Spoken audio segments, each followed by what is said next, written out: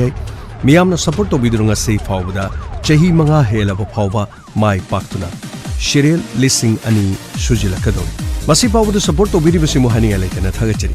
ꯉꯁꯤꯒꯤ ꯇꯥꯡꯀꯛꯇ ꯄꯨꯗꯨꯅ ꯂꯥꯛꯆꯔꯤꯕ 1,100 5ꯁꯨꯕ ꯇꯥꯡꯀꯛ ꯆꯠꯊꯖꯔꯤꯕ ꯇꯥꯡꯀꯛ ꯑꯁꯤꯒꯤꯅ ꯚꯨꯠꯀꯤ ꯌꯨꯝ ꯑꯍꯥꯟꯕ ꯁꯔꯨꯛ ꯏꯟꯁꯄꯦꯛꯇꯔ ꯇꯦꯌꯥꯒꯤ ꯇꯥꯡꯀꯛ ꯑꯁꯤ ꯑꯩꯈꯣꯏꯅ ꯇꯣꯉꯥꯟꯕ ꯃꯥꯂꯦꯝꯗ ꯊꯣꯛꯂꯤꯕ ꯊꯧꯗꯣꯛ ꯋꯥꯊꯣꯛꯁꯤꯡꯒ ꯃꯔꯤ ꯂꯩꯅꯕ ꯑꯗꯣꯝꯒꯤ ꯄꯨꯛꯅꯤꯡ ꯂꯧꯁꯤꯡ ꯑꯣꯏꯅꯅꯕꯒꯤꯗꯃꯛ ꯄꯨꯖꯔꯛꯄꯅꯤ ꯃꯁꯤꯗ ꯂꯥꯏꯁꯨ ꯆꯦꯅꯀꯥꯡꯂꯣꯟ ꯊꯧꯒꯜꯂꯣꯟ ꯄꯨꯝꯅꯃꯛ ꯃꯈꯜ ꯁꯨꯅ ꯌꯥꯎꯔꯤ ꯉꯁꯤꯗꯒꯤ ꯏꯅꯧ ꯅꯧꯅ ꯍꯧꯖꯒꯗꯧꯔꯤꯕ ꯚꯨꯠꯀꯤ ꯌꯨꯝ ꯍꯥꯏꯔꯤꯕ ꯋꯥꯔꯤ ꯑꯁꯤ ꯀꯔꯤꯒꯤꯗꯃꯛ ꯚꯨꯠꯀꯤ ꯌꯨꯝ ꯍꯥꯏꯅ ꯊꯣꯜꯂꯤꯕꯅꯣ ꯃꯨꯟꯅ ꯋꯥꯔꯤ ꯑꯁꯤꯗꯒꯤ ꯇꯥꯕꯤꯔꯒ ꯄꯨꯝꯅꯃꯛ ꯈꯪꯃꯤꯟꯅꯁꯤ ꯀꯅꯥꯅ ꯀꯔꯤꯒꯤꯗꯃꯛ ꯚꯨꯠꯀꯤ ꯌꯨꯝ ꯍꯥꯏꯒꯗꯧꯔꯤꯕ ꯂꯣꯏꯅꯅ ꯉꯁꯤꯗꯒꯤ ꯏꯅꯧ ꯅꯧꯅ ꯁꯟꯗꯣꯛꯆꯔꯤꯕ ꯚꯨꯠꯀꯤ ꯌꯨꯝ ꯍꯥꯏꯕ ꯋꯥꯔꯤ ꯑꯁꯤ ꯇꯥꯕꯤꯔꯒ ꯄꯨꯝꯅꯃꯛ ꯈꯪꯃꯤꯟꯅꯔꯁꯤ ꯑꯍꯥꯟꯕ ꯇꯥꯡꯀꯛꯅꯤ ꯂꯥꯟꯊꯣꯛꯆꯔꯤ ꯚꯨꯠꯀꯤ ꯌꯨꯝ 이베마 보라도부 사이드기 ngay khalakpan na konbudi yeng malé ara puta papide pira malé ni bema tada yada da na tobani tada khoini yum manak sida leibani na ne tamna ingna khara dum sabiro horen hapadasu khari yenga na chana dum hapcharage yaida adai ni bema thabak subam khok chatgadabani ne ꯊꯕꯛ ꯁꯨꯗ꯭ꯔꯕꯗꯤ ꯍꯧꯖꯤꯛꯀꯤ ꯃꯇꯝꯗ ꯁꯦꯟ ꯊꯣꯛꯇꯦꯗꯣ ꯏꯕꯦꯝꯃ ꯊꯕꯛ ꯑꯩꯁꯤꯗꯤ ꯆꯤꯜꯍꯥꯎꯁꯨ ꯊꯤꯕ ꯌꯥꯗꯦ ꯑꯗꯨꯅ ꯃꯥꯏꯄꯥꯛꯀ ꯏꯕꯥꯅꯤ ꯉꯁꯥꯏꯗꯒꯤ ꯅꯪꯒꯤ ꯕꯣꯔꯥꯁꯤ ꯃꯔꯣꯜ ꯑꯃꯗꯤ ꯆꯥꯔꯨꯔꯒ ꯃꯈꯥ ꯍꯥꯞꯄꯛꯈꯤꯗ꯭ꯔꯥ ꯍꯥꯏꯗꯨꯅ ꯉꯥꯏꯕꯁꯤ ꯉꯝꯖꯜꯂꯛꯇ꯭ꯔꯦ ꯇꯥꯗ ꯉꯥꯏꯍꯥꯛꯇꯪ ꯉꯥꯏꯕꯤꯔꯣ ꯑꯩ ꯁꯣꯝ ꯅꯥꯀꯟꯗꯅꯦ ꯁꯤꯃꯛꯇ ꯃꯌꯥꯝꯁꯨ ꯉꯥꯏꯗꯅ ꯂꯩꯔꯦ ꯅꯈꯣꯏꯒꯤꯗꯨ ꯀꯌꯥꯒꯤꯅꯣ ꯑꯩꯈꯣꯏ ꯂꯨꯄꯥ 10 ꯈꯛꯇꯅꯤ ꯏꯅꯦ ꯑꯩꯒꯤ ꯇꯟ ꯄꯤꯔꯛꯇ꯭ꯔꯤꯒꯦ ꯉꯁꯥꯏꯗꯒꯤ ꯉꯥꯏ ꯂꯩꯔꯒ ꯁꯤꯗ ꯂꯩꯔꯦ ꯑꯩꯗꯤ ꯌꯣꯝꯁꯜꯂꯒ ꯄꯤꯕ ꯀꯥꯎꯔꯦꯗꯅ ꯁꯦ 이네 그야노 시 난기도 사이 잠하다다 보나트로 시 홈드라 같은 러르게고 시 단도 아마 하빠버니 호이네 쩔로기네 호이 야래 쩔로 마기 호텔시 오카 싯바자니 이마이 페마 그리노 머시데데 포체이 메암시 ngasaidagi pusalakhiba kari beson aduga maroi marangsidda leiri meamsi amasina soiriba meamsi ai bema sabna karino nangna soiriba mayamdubo yengbadadi napi soiba male ne nangi dubo tati kari maroi nang soridubo aigise maroi nakopini bora hobagi maroi nakopi soibene napi soibene ti 예 갱보다디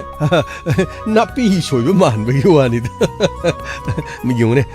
시마이시 용네 거제 아시부 나티 나삐 소유 만들어 봐 아이 중 사이디 칼리니니 아시 보라 하위 하리지디 빠잖아 모이네스 참으시는 까나고모디 레이 호텔은 보라 하우리니 마로이나 코비도 개티네기 타락부도 뭐 콕도 저럽 소이들리네 aduga dum besondu nikpoi niktaboi tawraga beson mathaktuda thak adum soijalli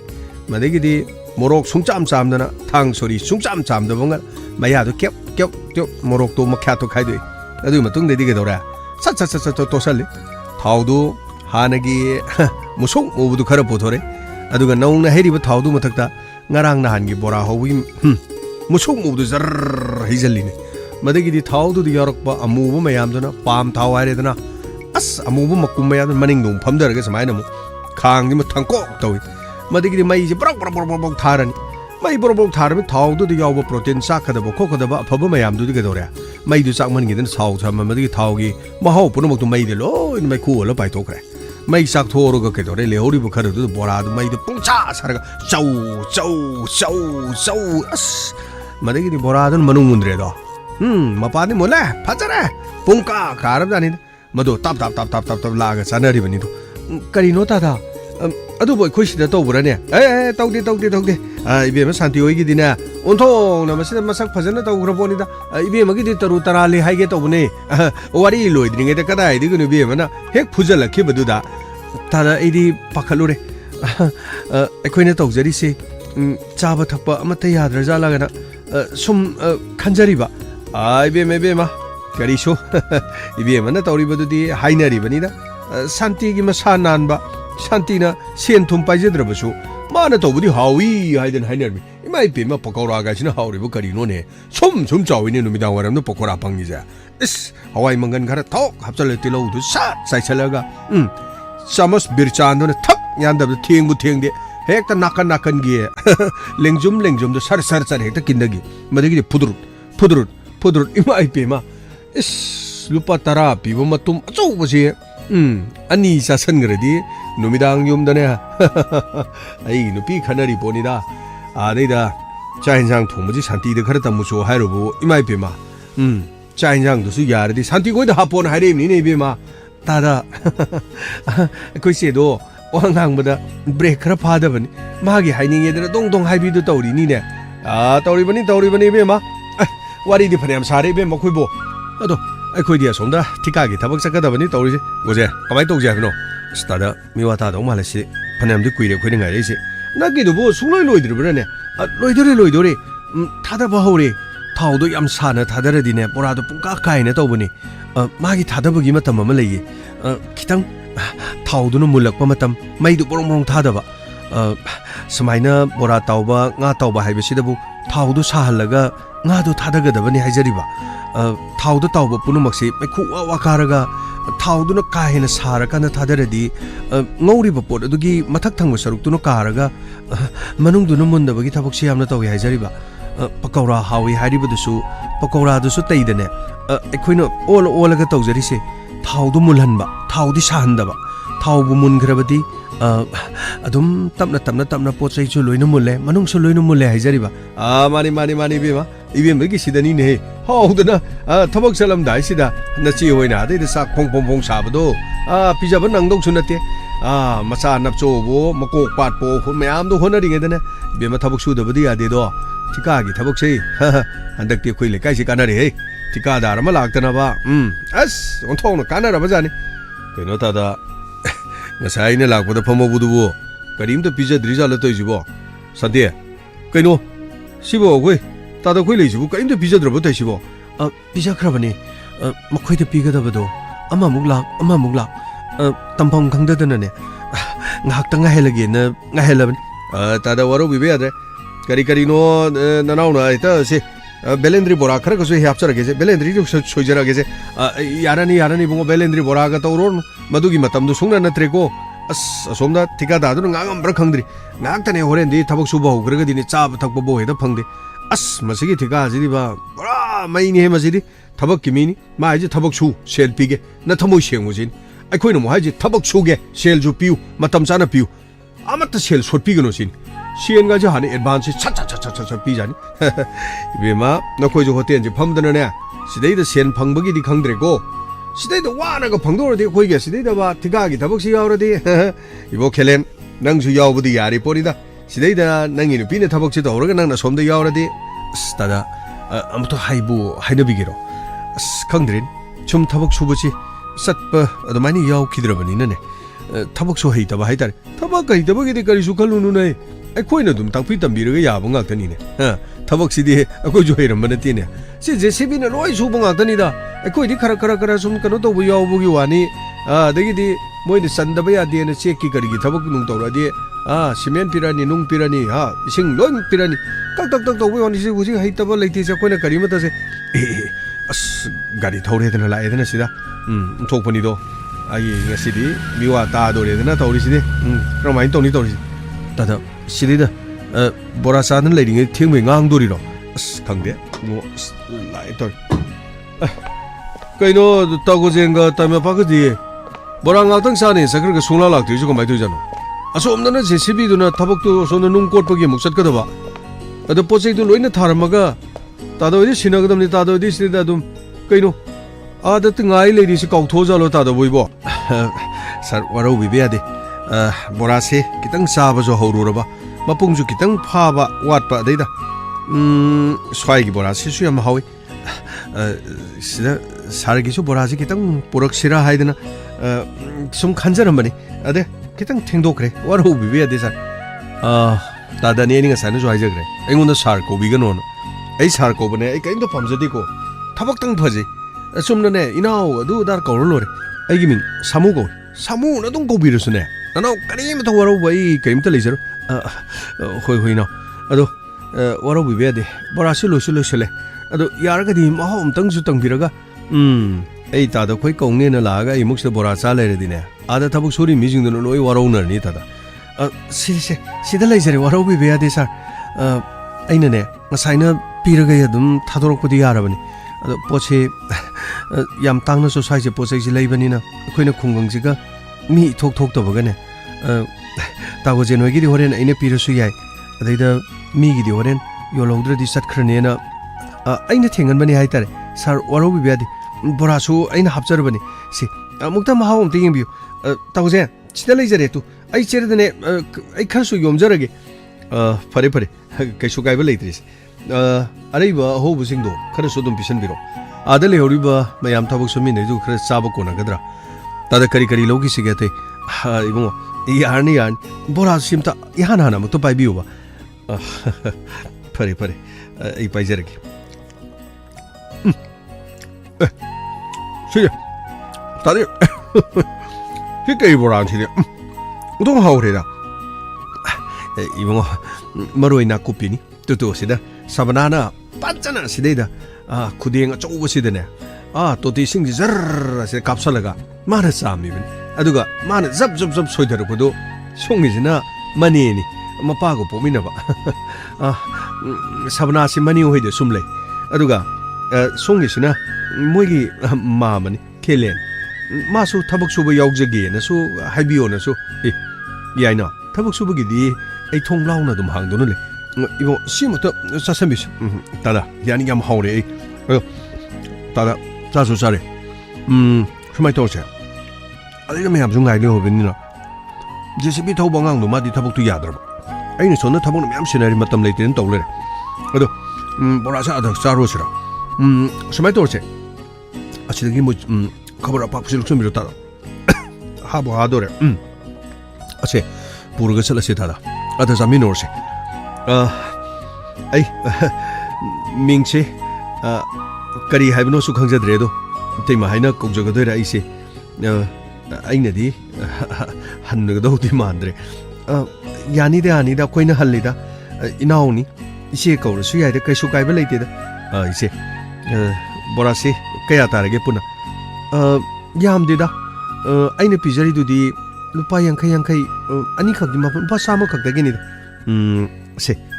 yani si pasam biroje Sidi pashasu ibu leiti yani adum lobiro yamale sibudi hayeng tago jenoi na mo bora sabad seasoner su yai karim to bira leiti huziki di chalasilo tada chalasi ai gari da bora cham ta hapsan ge ko fani no hapsan biu tada asiro tikadar hai sibo mani asigi tikadar sini mabuk phara mai mo mo tok siang ne Tada miyo mi toksu masaksu phajai wang chawrodana kari lamdagi no sibo ibema imphal lomdagi ni hairedana imphal lomdai lakpa jidi khara dum machu ichu taine yu tikadar ne na si kuchu kumen ga ngorodana maming di samu ai karamna samu tholi no di khangde adugu ching pe thokpa ching tem gaiba acho building sabang ambage adugi kari no khangde maming je go thongna sana gre do ibungo khelen nangi su thabaki do ai horen haina ramage ko ai kari no pimsa nangna de na khuchik pu makai to mini yeng le do kari do no nangbo kasu to die ka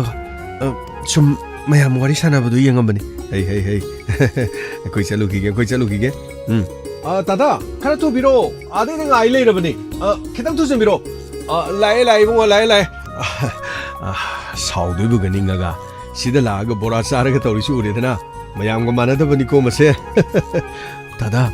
시디 박항고리자로 산티비마 박항고이라 말레 모홍모 똑시 누피 티버디 수만 만드레 폰다 와리 와타이 사나부도 누피 안강가서 와리 사나데 오 박항라 까리노 하이부도 부디 강가트레 하이행 보라 짜바 락바다모 강가가 하이라가 로리드나 헤이 켈렌게 타복 수보이디죠 하이라게고 다담도 투전비로 라이 bungo lai chale khoi chale miwa mi tok si phakre da ko miya phabai sidi mayam ga mana bana teni tek top pajani hek yeng thorok pada nangi bora hodo adom hobom tok ba hogne nate tikadar ji uraga nangbo kari wakhan mo khalai bano ne kari no hari dubo kari wakhan khandori gi ꯑꯐꯕ ꯃꯤꯕꯨꯗꯤ ꯌꯦꯡꯅꯤꯡꯕ ꯇꯥꯕ ꯈꯪꯅꯤꯡꯕ ꯇꯥꯕꯅꯤ ꯀꯔꯤꯅꯣ ꯍꯩ ꯕꯣꯔꯥꯗꯣ ꯍꯧ ꯕꯣꯔꯥꯗꯣ ꯀꯥꯅꯤꯀꯣ ꯕꯣꯔꯥꯗꯣ ꯀꯥꯅꯤ ꯅꯨꯡꯁꯥꯁꯤꯁꯨ ꯑꯣꯟꯊꯣꯛꯅ ꯁꯥꯈ꯭ꯔꯦꯍꯦ ꯁꯥꯔꯣ ꯅꯥꯅꯤꯡꯇꯦꯈꯩ ꯁꯥꯔꯣꯍꯦ ꯂꯥꯏꯔꯕꯒꯤ ꯆꯩꯊꯦꯡꯅ ꯀꯣꯛꯊꯛ ꯑꯁꯤꯗ ꯐꯨꯕꯒꯤ ꯑꯋꯥꯕ ꯃꯩꯁꯥꯁꯦ ꯑꯍꯤꯡꯒꯤ ꯏꯪꯂꯕ ꯃꯇꯝ ꯂꯤꯛꯂꯥ ꯇꯥꯔꯛꯄ ꯃꯇꯝ ꯐꯥꯎꯕꯗ ꯂꯋꯥꯏ ꯂꯦꯝꯐꯨꯗ ꯊꯦꯡꯕ ꯌꯥꯕ ꯅꯠꯇꯦ ꯁꯦꯜꯒꯤ ꯃꯩꯁꯥꯅ ꯎꯄꯥꯏ ꯂꯩꯇꯦ ꯋꯥꯅ ꯍꯣꯠꯅꯩ ꯅꯨꯄꯤꯅꯁꯨ ꯅꯣꯡꯉꯥꯟꯗꯣꯏ ꯅꯨꯃꯤꯠ ꯇꯥꯕꯧ ꯌꯨꯝꯗ ꯃꯅꯥ ꯃꯁꯤꯡꯕꯨ ꯊꯥꯕꯅꯦ ꯀꯩꯊꯦꯜꯗ ꯊꯣꯛꯑꯒ ꯌꯣꯟꯕꯅꯦ ꯃꯗꯨꯗ ꯅꯠꯇꯦ ꯍꯣꯠꯅꯕ ꯌꯥꯕ ꯃꯤꯅ ꯁꯦꯜ ꯈꯔ ꯄꯤꯔꯛꯇ ꯂꯥꯏꯔꯕ ꯃꯆꯥ ꯂꯥꯏꯔꯕꯗ ꯂꯥꯏ ꯆꯪꯉꯦ ꯍꯥꯏꯗꯅ ꯑꯋꯥꯕ ꯍꯥꯏꯕꯁꯦ ꯂꯥꯏꯔꯕꯒꯤ ꯁꯔꯨꯛꯇ ꯑꯣꯏꯔꯕ ꯑꯣꯏꯅꯤꯡꯉꯤ ꯍꯦꯛ ꯌꯦꯡꯂꯨꯕꯗ ꯅꯨꯡꯉꯥꯏꯅꯅꯦ ꯑꯦꯁꯤ ꯒꯥꯏꯗꯣ ꯃꯗꯨꯒꯤ ꯃꯅꯨꯡꯗꯨꯗ ꯀꯥ ꯑꯃꯗꯒ ꯐꯝꯃ ꯂꯩꯕ ꯒꯥꯏꯗꯣ ꯑꯩꯈꯣꯏꯒꯤ ꯃꯄꯣꯁꯤꯗꯗꯤ ꯇꯝꯒꯗꯕ ꯃꯥꯟꯗ꯭ꯔꯦ ꯁꯥꯔꯣꯍꯦ ꯅꯣꯡꯁꯥ ꯅꯪꯁꯨꯅꯦ ꯅꯅꯤꯡ ꯇꯦꯛꯄ ꯃꯈꯩ ꯁꯥꯔꯣ ꯂꯋꯥꯏ ꯂꯦꯝꯐꯨꯁꯤꯗ ꯐꯨꯗꯕꯗ ꯅꯠꯇꯅꯅꯦ ꯍꯛꯆꯥꯡꯒꯤ ꯇꯕꯥꯔꯕ ꯎꯟꯁꯥꯁꯤꯒꯤ ꯃꯊꯛ ꯑꯁꯤꯗ ꯐꯨꯕꯗ ꯍꯥꯟꯅꯒꯤ ꯀꯨꯆꯨ ꯄꯨꯝꯅꯃꯛ ꯂꯣꯏꯅ ꯃꯥꯡꯈ꯭ꯔꯦ ꯊꯕꯛ ꯁꯨꯕꯗ ꯁꯦꯜ ꯈꯔꯇꯕꯨ ꯐꯪꯂꯕꯗꯤ ꯏꯆꯥꯁꯤꯡꯒꯤ ꯃꯕꯨꯛ ꯊꯟꯕ ꯉꯝꯂꯕꯗꯤ ꯏꯆꯥꯁꯤꯡ ꯅꯣꯡꯃꯗꯤ ꯃꯤ ꯑꯣꯏꯔꯕꯗꯤ ꯍꯥꯏꯗꯨꯅ ꯑꯩꯈꯣꯏꯅ ꯍꯣꯠꯅꯔꯤꯕꯁꯦ ꯑꯗꯨꯕꯨ ꯁꯥꯔꯕꯁꯨ ꯁꯥꯅ ꯅꯨꯡꯁꯥ ꯅꯪꯅ ꯁꯥꯕꯁꯦ ꯃꯁꯤꯅ ꯑꯃꯨꯛ ꯐꯔꯤꯕꯅꯤꯗꯣ ꯅꯪꯅ ꯑꯃꯨꯛ ꯅꯣꯡ ꯆꯨꯊꯔꯛꯂꯕꯗꯤ ꯊꯕꯛ ꯑꯃꯨꯛ ꯁꯨꯕ ꯌꯥꯔꯣꯏꯗꯧꯔꯤꯕꯅꯤ ꯑꯗꯨꯕꯨ ꯅꯣꯡꯃꯗꯤ ꯁꯣꯏꯗꯅ ꯅꯣꯡ ꯆꯨꯔꯛꯀꯅꯤ ꯅꯣꯡ ꯆꯨꯔꯛꯄ ꯃꯇꯝꯗꯅ ꯏꯆꯥꯁꯤꯡ ꯅꯨꯄꯤ ꯀꯔꯤ ꯄꯤꯖꯒꯗꯧꯔꯤꯕ ꯋꯥꯈ꯭ꯔꯦꯗꯀꯣ ꯁꯨꯗ꯭ꯔꯕꯁꯨ ꯌꯥꯗꯦ ꯆꯥꯅꯤꯡꯉꯥꯏ ꯂꯩꯇꯦ ꯁꯨꯔꯦ ꯋꯥꯏ ꯁꯨꯐꯝ ꯂꯩꯇꯕꯒꯤꯁꯨ ꯋꯥꯏ ꯄꯨꯝꯅꯃꯛꯁꯦ ꯃꯁꯤ ꯑꯣꯏꯔ ꯃꯥꯜꯂꯦꯅꯦ ꯄꯨꯟꯁꯤ ꯍꯥꯏꯕꯁꯦ ꯀꯩꯅꯣ ꯇꯥꯗ ꯉꯁꯤꯗꯤ ꯃꯈꯟꯒꯤ ꯋꯥ ꯌꯥꯝ ꯉꯥꯡꯉꯤꯗ ꯃꯩꯄꯥ ꯄꯨꯟꯁꯤꯁꯦ ꯁꯨꯝ ꯈꯜꯂꯨꯔꯒꯅꯦ ꯁꯨꯝ ꯅꯨꯡꯁꯤꯔꯛꯄꯒꯤ ꯋꯥꯅꯤꯗ ꯑꯁꯨꯝꯅ ꯁꯨꯝ ꯊꯕꯛ ꯁꯨꯔꯝꯃꯒ ꯑꯗꯨꯗꯒꯤꯗꯤ ꯀꯔꯝꯕ ꯃꯇꯝꯗ ꯗꯣꯝ ꯇꯨꯔꯒ ꯃꯥꯡꯈꯤꯒꯗꯧꯔꯤꯅꯣ ꯍꯥꯏꯕꯁꯤ ꯈꯪꯉꯣꯏꯗꯧꯔꯤꯕꯅꯤꯗ ꯃꯤꯑꯣꯏꯕꯒꯤ ꯄꯨꯟꯁꯤꯁꯦ ꯈꯜꯂꯨꯔꯕꯗꯤ ꯌꯥꯝꯅ ꯅꯨꯡꯁꯤꯕꯖꯥꯠ ꯃꯁꯤꯗꯩꯗꯤ ꯑꯩꯈꯣꯏ ꯃꯁꯦꯟ ꯅꯪꯅ ꯑꯗꯨ ꯍꯥꯏꯔꯦ ꯃꯥꯅ ꯑꯗꯥ ꯍꯥꯏꯔꯦ ꯍꯥꯏꯗꯅ ꯍꯨꯟꯅꯔꯤꯕ ꯉꯥꯡꯅꯔꯤꯕ ꯔꯥꯖꯅꯤꯇꯤꯒꯤ ꯑꯈꯨꯕ ꯃꯤꯠꯌꯦꯡ ꯑꯩꯒꯤꯅꯤ ꯃꯥꯒꯤꯅꯤ ꯍꯥꯏꯗꯨꯅ ꯂꯝ ꯈꯣꯞꯆꯟꯅꯔꯤꯕ ꯀꯥꯡꯂꯨꯞ ꯃꯁꯦꯟ ꯌꯦꯡꯊꯤꯅꯔꯤꯕ ꯑꯩꯒꯤꯅꯤ ꯃꯥꯒꯤꯅꯤ ꯍꯥꯏꯗꯨꯅ ꯑꯃꯒ ꯌꯦꯡꯅꯕ ꯍꯣꯠꯅꯕꯗ ꯃꯥꯒꯤ ꯐꯨꯔꯨꯞꯁꯤꯡ ꯇꯕꯨꯅ ꯂꯨꯅ ꯂꯧꯔꯒ ꯑꯇꯣꯞꯄ ꯐꯨꯔꯨꯞꯄꯨꯅ ꯍꯟꯊꯅ ꯈꯟꯕ ꯑꯩ ꯃꯉꯥꯏꯔꯦ ꯑꯩꯈꯣꯏꯗꯤ ꯇꯧꯕ ꯉꯝꯃꯅꯤ ꯑꯩꯈꯣꯏꯗꯤ ꯀꯅꯥꯃꯠꯇꯅ ꯃꯥꯏꯊꯤꯕ ꯄꯤꯕ ꯉꯝꯂꯣꯏ ꯈꯟꯅꯗꯨꯅ ꯍꯤꯡꯅꯔꯤꯕ ꯄꯨꯟꯁꯤꯁꯤꯡ ꯑꯁꯦ ꯅꯣꯡꯃꯗꯤ ꯁꯨꯞꯅꯇꯪꯒꯤ ꯐꯨꯠ 5 ꯁꯥꯡꯕ ꯑꯗꯨꯒ ꯐꯨꯠ 2-3 ꯄꯥꯛꯄ ꯃꯐꯝ ꯑꯃꯗ ꯑꯗꯨꯝ ꯎꯠ ꯋꯥꯏ ꯑꯣꯏꯅ ꯃꯥꯂꯦꯝꯒꯤ ꯂꯩꯁꯥꯗ ꯇꯤꯟꯈꯤꯕ ꯈꯔ ꯂꯣꯏꯔꯦꯅꯦꯀꯣ ꯃꯁꯤ ꯈꯛꯇꯅꯤꯅꯦ ꯑꯗꯨꯁꯨ ꯆꯍꯤ ꯈꯔꯒꯤ ꯄꯨꯡꯖꯥ ꯈꯔꯒꯤ ꯃꯤꯀꯨꯞ ꯈꯔꯒꯤꯗꯃꯛ ꯇꯥꯏꯕꯪ ꯄꯥꯟꯅꯁꯤꯗ ꯋꯥꯅ ꯁꯔꯨꯛ ꯌꯥꯔꯝꯂꯒ ꯂꯣꯏꯈꯤꯒꯗꯕ ꯇꯥꯗ ꯀꯔꯤꯅꯣꯗ ꯑꯗꯨꯒꯨꯝꯕ ꯋꯥꯔꯤꯒ ꯑꯗꯨꯗ ꯇꯣꯛꯈꯤꯁꯤꯗ ꯃꯊꯥ ꯁꯥꯕꯅꯤ ꯁꯨꯅ ꯁꯤꯗꯩꯗ ꯁꯦꯜ ꯇꯥꯅ ꯌꯨꯝꯗ ꯁꯦල් ꯄꯤꯗꯨꯕꯨ ꯀꯔꯤꯝꯇ ꯀꯣꯟꯅꯗ꯭ꯔꯤ ꯀꯔꯤ ꯁꯨꯗꯣꯏꯅꯣ ꯈꯪꯗ꯭ꯔꯦꯕ ꯈꯨꯠ 2 ꯄꯥꯜꯂꯒꯅꯦ ꯁꯤꯗꯩꯗ ꯊꯕꯛ ꯁꯨꯔꯤꯕꯁꯦ ꯈꯨꯠꯁꯤ 4 ಪಾಲದ್ರೋ 9 ಪಾಲದ್ರ ꯈꯪꯗꯦꯗ ꯇꯥꯗ ꯏꯁꯥꯁꯦ 2-3ꯒ ꯊꯣꯛꯄ ꯌꯥꯔꯗꯤ ꯈꯔꯅ ꯌꯨꯝꯗ ꯄꯣꯊꯥ ꯂꯩꯔꯁꯨ ꯈꯔꯅ ꯊꯕꯛ ꯁꯨꯕ ꯆꯠꯂꯁꯨ ꯑꯃꯅ ꯁꯦꯟꯗꯨ ꯇꯥꯟꯖꯜꯂꯛꯂꯕꯗꯤ ꯌꯨꯝꯗ ꯄꯨꯂꯞ ꯄꯨꯁꯜꯂꯗꯤ ꯐꯗꯧ ꯈꯪꯗ꯭ꯔꯦꯗ ꯇꯥꯗ ꯑꯣꯏꯗꯧ ꯃꯥꯟꯗ꯭ꯔꯦꯗ ꯇꯧꯔꯤꯕ ꯂꯤꯂꯥꯁꯦ ꯉꯥꯏꯈꯣ ꯑꯃꯁꯦ ꯂꯥꯛꯑꯦ ꯇꯥꯗ ꯑꯩꯅ ꯉꯁꯥꯏ ꯖꯕꯗꯨ ꯂꯣꯏꯔꯕ꯭ꯔꯥ ꯌꯥꯝ ꯁꯤꯗꯤ ꯈꯨꯃꯥꯡ ꯌꯥꯝ ꯆꯥꯎꯁꯜꯂꯦꯅ ꯇꯥꯗ ꯌꯥꯝ ꯐꯖꯔꯦ ꯑꯩꯅ ꯄꯥꯝꯕꯗꯨꯃꯛ ꯊꯣꯛꯂꯦ ꯁꯤꯗꯤ ꯇꯥꯗ ꯁꯤ ꯁ꯭ꯋꯥꯏ ꯃꯐꯝꯁꯤ ꯈꯔꯗꯤ ꯋꯥꯡꯈꯠꯍꯟꯁꯤꯀꯣ ꯇꯥꯗ ꯊꯕꯛ ꯁꯨꯕꯁꯤ ꯁꯤꯗꯩꯗ ꯇꯧꯒꯖꯦꯡꯒ ꯇꯥꯃꯩꯄꯥꯛꯀ ꯁꯨꯔꯤꯁꯦ ꯑꯇꯣꯞꯄ ꯃꯐꯝꯗ ꯁꯨꯔꯤꯕ ꯃꯤꯁꯤꯡꯁꯤꯒꯅꯦ ꯈꯨꯠ ꯅꯥꯟꯕꯁꯦ ꯇꯥꯗ ꯍꯣꯏꯅ ꯌꯥꯝ ꯍꯦꯜꯂꯤ ꯑꯗꯨ ꯇꯥꯗ ꯑꯩꯈꯣꯏꯒ ꯆꯥꯟꯅꯕ ꯃꯤ ꯍꯥꯏꯕꯗꯤ ꯃꯤ ꯍꯦꯟꯒꯠꯀꯦ ꯍꯥꯏꯔꯁꯨ ꯌꯥꯅꯤꯀꯣ ꯇꯥꯗ ꯍꯣꯏꯅ ꯅꯍꯥꯟ ꯅꯣꯡꯃ ꯍꯥꯏꯕꯗꯨꯕꯨ ꯑꯩꯈꯣꯏꯅ ꯍꯥꯏꯕꯗꯨ ꯈꯦꯂꯦꯟ ꯀꯧꯏ ꯑꯩꯈꯣꯏꯅ ꯕꯣꯔꯥ ꯍꯧꯔꯤꯕ ꯕꯣꯔꯥ ꯆꯥꯔꯛꯏꯕ ꯏꯃꯨꯡꯗꯣ ꯑꯗꯨꯒꯤ ꯁꯥꯟꯇꯤ ꯀꯧꯕꯅꯤ ꯕꯣꯔꯥ ꯍꯧꯔꯤꯗꯣ ꯃꯥꯒꯤ ꯃꯄꯨꯔꯣꯏꯕꯗꯣ ꯑꯗꯨꯅ ꯈꯦꯂꯦꯟꯅ ꯍꯥꯏꯔꯤꯁꯦ ꯑꯣ ꯑꯗꯨꯗꯤ ꯇꯥꯗ ꯊꯕꯛ ꯁꯨꯕꯒꯤꯗꯤ ꯑꯗꯨꯝ ꯁꯤꯗ ꯑꯗꯨꯝ ꯌꯥꯎꯕ ꯌꯥꯅꯤ ꯀꯔꯤꯝꯇ ꯑꯗꯨꯒꯤꯗꯤ ꯕꯦꯔꯥ ꯂꯩꯇꯦꯀꯣ ꯐꯔꯦ ꯑꯗꯨꯗꯤ ꯏꯅꯥꯎꯅꯨꯄꯥ ꯍꯥꯏꯔꯒꯗꯤ ꯑꯩꯈꯣꯏ ꯍꯌꯦꯡꯗꯒꯤ ꯍꯦꯛꯇ ꯖꯨꯒꯥꯂꯤ ꯇꯧꯔꯒ ꯊꯕꯛꯁꯦ ꯍꯦꯛꯇ ꯍꯧꯍꯜꯂꯒ ꯂꯣꯏꯔꯦ ꯑꯗꯨꯝ ꯌꯥꯒꯅꯤꯗ ꯇꯥꯗ ꯏꯃꯨꯡꯗꯨꯕꯨ ꯀꯝꯗꯧꯕꯅꯣ ꯕꯣꯔꯥꯒ ꯍꯧꯔꯤꯅꯦꯅ ꯇꯧꯔꯤꯗꯣ ꯃꯁꯥꯒ ꯌꯥꯝ ꯅꯥꯜꯂꯤ ꯂꯩꯔꯪꯒꯥꯏꯗꯣ ꯁꯤꯠ ꯅꯥꯟꯅ ꯋꯥꯏꯒ ꯇꯩꯊꯣꯛꯂꯒ ꯂꯩꯍꯧꯔꯤꯕ ꯑꯆꯥ ꯑꯊꯛꯀꯥꯏꯗꯣ ꯐꯖꯅ ꯅꯤꯡꯊꯤꯖꯅ ꯃꯤꯡꯁꯦꯜꯅꯒ ꯀꯨꯞꯂꯒ ꯑꯗꯨꯒ ꯀꯔꯤꯅꯣ ꯎꯐꯨꯟ ꯋꯥꯏꯐꯨꯟ ꯆꯪꯗꯅꯕ ꯃꯁꯥ ꯌꯥꯝ ꯅꯥꯟꯅ ꯍꯣꯠꯅꯍꯧꯈ꯭ꯔꯦꯗ ꯑꯗꯨꯒ ꯍꯣꯇꯦꯜꯗꯨꯗ ꯍꯧꯔꯤꯕ ꯄꯣꯠ ꯆꯩ ꯑꯩꯅ ꯁꯨꯝ ꯌꯦꯡꯕꯗ ꯈꯥꯕꯩ ꯆꯦꯒꯞꯅ ꯆꯤꯡꯕ ꯇꯔꯪ ꯑꯗꯅ ꯍꯦꯛ ꯌꯦꯡꯕꯗ masa yamna nanba haitare ibungo masa nanbagi wadine masak matau su imung du leba mi sing du loina masa nanban tanap napadana nupi macha ma somna kan de lephobu du magi mamingna sabna ko as mana ni maroi marang chami kholiba borado numidang waram gadi mana ga ju he kawi mani ni amana ma mani makhoi imung manungi kari condition wari khara su dum leiba jani da adaida mani gi manak tu da sum lei khara fibam ne yadadana haitare alamandi kaina khara haitare ni ko adaida sum class 10 adai dire kaino masi leirakpani aduga mahi masing do dum da tamaga leiraga hotel babu kharaga sum yawa adi college chalur school chalurga halaga he mateng kharaga pang khotpa tawbani tada aina hangjabana hotel dugi masanan bagi wafam hangjaban tadana tungda nupi masama le phobudugi magi wari ngak to ramal tadana habiris mani sum ibungo koi suna hanina sum kari khangbining lamgadra ina sum oh tada dudi Ogjiki iche kauna haibe iche santi bora hobudo magi mabungi macha mani mabungi macha ni laita laire thabak subodane migi mayum makai saba chatpada dolandagi tare na tawduna ne koina phagadra na layeng bada mayungi low inkhon punomaksu loina loigraba jani da adudagi mapa dum leigidre adugi maichang ne kari ne imung manungi migi sendon serang tawbudune upai leitadana sum masadu wakhan nungai ta lebdi mama du su khanghouduna bipi stroke tawbudagi matam khra dilerami adu su mung leikidre adudagi di magi leriba yumpham du kari du loini yonthoga mapa layeng made changkiba senpham singdu ayamba loina singtoba jani no mapa ga pomina ba manegi manaksida steida class 10 karakpoda idudagi mai masing tammaga sumaina leirakkiba jani thongna waba leiba jani de ado kelen su sendu yam thokjaba natabani magi nupiduna bora kangau kharaga yondana numida wairamna pakora ga yo leibungo as hawgraba jani nomone saru rabadi bungo khangani tada adugi wabudi horen dum chara so dum yaida hoi bungo thabak si khare ek loisalakpida numida wairam nga he sum cha glass am thaga pakora ga dum charu ba yaba jani tada yai karim ta kaiti mi siam wa na dum leina ba jani khangti khoi su honari se tada tika hona ba ba sta su thadri ba senpa maduga khara su lem no bona bani tu as khangdi da tada sidi de sen khai tum khai na marolama aseng mani su khangdi seng da bani su khangdi shel piuga pidre di hat kaniga tukaniga tada awa bani ko adu ꯑꯩꯈꯣꯏꯅ ꯁꯤꯗꯩꯗ ꯊꯤꯀꯥ ꯇꯧꯔꯒ ꯇꯧꯔꯤ ꯊꯕꯛꯁꯦ ꯇꯥꯗꯣ ꯑꯩꯈꯣꯏꯁꯨ ꯈꯪꯕꯤꯌꯨ ꯇꯥꯗ ꯑꯩꯈꯣꯏꯅ ꯊꯦꯡꯅꯔꯤꯕꯁꯦ ꯑꯩꯈꯣꯏꯁꯨ ꯅꯨꯡꯉꯥꯏꯕ ꯅꯠꯇꯦꯀꯣ ꯑꯗꯨꯕꯨꯅꯦ ꯁꯤꯗꯩꯗ ꯊꯕꯛ ꯁꯨꯕ ꯌꯥꯎꯔꯤꯕ ꯂꯩꯔꯤꯕ ꯁꯤꯟꯃꯤ ꯃꯌꯥꯝ ꯄꯨꯝꯅꯃꯛꯁꯤꯡ ꯑꯁꯦ ꯅꯣꯡꯃꯇꯅ ꯑꯩ ꯑꯋꯥꯕ ꯃꯩꯁꯥ ꯃꯇꯩ ꯂꯥꯡꯍꯟꯖꯔꯣꯏ ꯑꯩꯉꯣꯟꯗ ꯂꯥꯛꯏꯕ ꯃꯌꯥꯝ ꯑꯩ ꯉꯝꯅꯅꯕꯒꯤꯗꯃꯛ ꯑꯩ ꯁꯣꯏꯗꯅ ꯂꯣꯏꯅ ꯍꯣꯠꯅꯖꯒꯅꯤꯀꯣ ꯍꯣꯏ ꯏꯕꯨꯡꯉꯣ ꯀꯩꯁꯨ ꯈꯟꯕꯤꯔꯨꯅꯨꯗ ꯑꯩꯈꯣꯏꯁꯨ ꯏꯕꯨꯡꯉꯣ ꯑꯩꯈꯣꯏꯗ ꯄ꯭ꯔꯦꯁꯔ ꯌꯥꯝꯅ ꯄꯤꯖꯔꯣꯏ ꯃꯐꯝ ꯑꯁꯤꯗ ꯏꯕꯨꯡꯉꯣꯅꯅꯦ ꯃꯁꯤꯒꯤ ꯊꯕꯛꯁꯤꯃ ꯁꯨꯕꯤꯗꯅ ꯑꯩꯈꯣꯏ ꯃꯌꯥꯝ ꯃꯐꯝꯁꯤꯗꯒꯤ ꯊꯕꯛ ꯌꯥꯎꯕ ꯌꯥꯅꯤꯅ ꯇꯥꯛꯄꯤꯔꯛꯄꯁꯦ ꯌꯥꯝꯅ ꯅꯨꯡꯉꯥꯏꯖꯩ ꯑꯁꯤꯕꯨꯡꯉꯣ ꯁꯣꯝ ꯅꯥꯀꯟꯒꯤ ꯃꯈꯥ ꯂꯩꯀꯥꯏꯗ ꯄ꯭ꯔꯥꯏꯃꯥꯔꯤ ꯁ꯭ꯀꯨꯜ ꯑꯃ ꯁꯥꯏꯌꯦ ꯃꯗꯨꯒꯤ ꯁꯥꯕꯗꯨꯗꯤ ꯊꯤꯀꯥꯗꯨꯅꯅꯦ ꯃꯥꯒꯤ ꯈꯨꯠꯁꯥꯕꯤ ꯃꯤꯁꯤꯡꯗꯨ ꯂꯣꯏꯅ ꯄꯨꯔꯛꯑꯒ ꯁ꯭ꯀꯨꯜ ꯁꯥꯐꯝꯗꯨꯗ ꯀꯔꯤꯅꯣ ꯃꯈꯣꯏ ꯂꯦꯛꯐꯝ ꯆꯥꯐꯝ ꯃꯆꯥ ꯑꯃ ꯁꯥꯔꯦꯔꯒ ꯑꯁ ꯃꯈꯣꯏꯒꯤ ꯃꯤꯁꯤꯡꯗꯨ ꯄꯨꯔꯛꯑꯒ ꯁꯤꯠ ꯅꯥꯟꯅ ꯁꯥꯗꯣꯛꯑꯃꯖꯥꯠꯅꯤ ꯂꯩꯀꯥꯏꯒꯤ ꯃꯤꯒꯥꯏꯁꯦ ꯑꯃꯠꯇ ꯌꯦꯡꯕ ꯆꯪꯕ ꯌꯥꯕꯖꯥꯠ ꯅꯠꯇꯦ ꯈꯔ ꯂꯩꯔꯒꯅꯅꯦ ꯀꯔꯤꯅꯣ ꯋꯥꯜꯗꯣ ꯅꯤꯡꯈꯥꯏꯔꯦꯒ ꯀꯤꯟꯊꯔꯦꯒ ꯂꯥꯏꯔꯤꯛ ꯇꯝꯃꯤꯉꯩꯗ ꯃꯊꯛꯇꯒꯤ ꯁꯤꯔꯤ ꯃꯆꯦꯠ ꯇꯥꯔꯦꯒ ꯏꯕꯨꯡꯉꯣ ꯅꯥꯇꯩ ꯌꯥꯝ ꯆꯥꯈꯤꯗ꯭ꯔꯖꯥꯠꯅꯤꯗ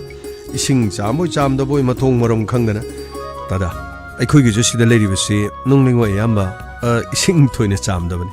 ꯀꯔꯤꯒꯤꯅꯣ ꯍꯥꯏꯀꯥꯟꯗ ꯃꯁꯤꯒꯤ ꯂꯧꯔꯤꯕ ꯅꯨꯡꯂꯩꯉꯣꯏꯁꯤꯡꯁꯦ ꯑꯐꯕ ꯉꯥꯛꯇꯅꯤ ꯀꯥ ꯍꯦꯟꯅ ꯆꯥꯝꯗ꯭ꯔꯁꯨ ꯌꯥꯔꯕ ꯉꯥꯛꯇ ꯑꯗꯨꯒꯤ ꯃꯊꯛꯇ ꯇꯥꯗ ꯅꯨꯡꯂꯩꯉꯣꯏ ꯆꯥꯝꯕ ꯑꯃꯁꯨꯡ ꯆꯥꯝꯗꯕꯒꯤ ꯃꯊꯛꯇ ꯊꯕꯛꯇꯤ ꯉꯁꯥꯏꯒꯤ ꯃꯥꯒꯤ ꯁꯤꯃꯦꯟ ꯌꯥꯟꯒꯗꯧꯔꯤꯕ ꯑꯗꯨꯒ ꯁꯤꯗꯩꯗ ꯀꯣꯟꯀ꯭ꯔꯤꯠ ꯌꯥꯟꯒꯗꯧꯔꯤꯕ ꯃꯌꯥꯝꯁꯤꯡ ꯑꯁꯦ ꯃꯁꯤꯒꯤ ꯃꯈꯥ ꯄꯣꯟꯕ ꯉꯥꯛꯇꯅꯤ ꯃꯥꯒꯤ ꯆꯥꯡ ꯑꯃꯃꯝ ꯂꯩꯔꯤꯕꯁꯤꯡ ꯑꯗꯨ ꯗꯥꯛ ꯌꯧꯗ꯭ꯔꯕꯗꯤ ꯐꯅ ꯌꯥꯝꯅ ꯆꯥꯝꯂꯕꯁꯨ ꯅꯨꯡꯂꯩꯉꯣꯏꯗꯨ ꯁꯤꯠ ꯅꯥꯟꯅ ꯆꯥꯝꯂꯒ ꯍꯥꯞꯐꯝ ꯊꯛꯄ ꯃꯥꯒꯤ ꯀ꯭ꯋꯥꯟꯇꯤꯇꯤꯗꯨ ꯌꯧꯗꯕ ꯇꯥꯔꯗꯤ ꯃꯁꯥꯅ ꯑꯗꯨꯝ ꯅꯤꯡꯈꯥꯏꯔꯛꯄ ꯇꯥꯕꯅꯤ ꯇꯥꯗ ꯆꯨꯝꯃꯤ ꯏꯕꯨꯡꯉꯣꯅ ꯍꯥꯏꯕ ꯆꯨꯝꯃꯤ ꯏꯕꯨꯡꯉꯣꯗꯤ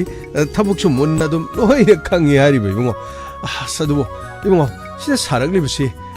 ꯐꯅꯌꯥꯝꯗꯤ ꯐꯗꯤ ꯐꯖꯔꯦ ꯏꯕꯨꯡꯉꯣ ꯃꯁꯤꯕꯨ ꯇꯥꯗ ꯄꯨꯝꯅꯃꯛꯁꯤꯡ ꯑꯁꯤ ꯃꯐꯝ ꯑꯁꯤꯗ achauba market amadi noma soidana lakhigani haibagi manglan dudan fare tada adudi tada ekoi pakora chabo ina chalurasira yaini bungo adudi tada khucha hamdo piro chanaba torasi ai gari thodok charagi fani bungo asumna khungang amada lagliba thikada samu mahakna mafam aduda leiba sinmi singbu thabak suhanba aduda sinmi singna yamna haraujaba haibadu oikhiram masigi maramdi mahaki pukchel sengba aduga mahaki thabak tobada masa yamna nanba lamdam aduda leiriba miyamga mahak yamna sasinaba haibadu oikhiram masigi matungda thabak subadi yawba kairo lekai adudagi gojen amadi maipa makhoi su mafam aduda thabak subadi hanana yawrak masigi makha tarakpada kairo lekai gi leiriba miyam aduga mafam aduda leiriba mi singi punchi wari su khara makhoi ni digi khangbo ngomki madugi matungda mafam aduda chabara yonduna leba santi mapuriba khelen madugi maramda su khangki amadi imung aduda leiriba sabana mahaki maramda su ningthijana khangki asumna thabak suba lagliba miyoi sing aduga samuga yamna naksinaki amadi santi gi hotel aduda chabara chaba pakora chaba aduga thabak hek warakpa matamda thabak suriba mayamgi chana thangnaba polam singsu hotel adudagi ayamba loram masina Santina hona jariba aduda khara kana jaba haibadu oiram maduda natana Santigi imung manungna su mafam aduda thikadar samuna lakpadu yamna harau taramna dum oglam sir lengsimbiro sir somde lengsimbiro yarani che aikoi bora kharadang logjakhige mafam asida phamaga chabagi matamdi lerar thaboksi haujikti ayam loisilaglabanina thabok hena kansilakre warabu yadi che borado ohubu leiragadi mingonda hana pikige daba leibra yaragadi aina pujakiba yani ai adum chenjarage hoi sidang haltang phambiyo yani che mayamgi dum tobun dum tobiyo yani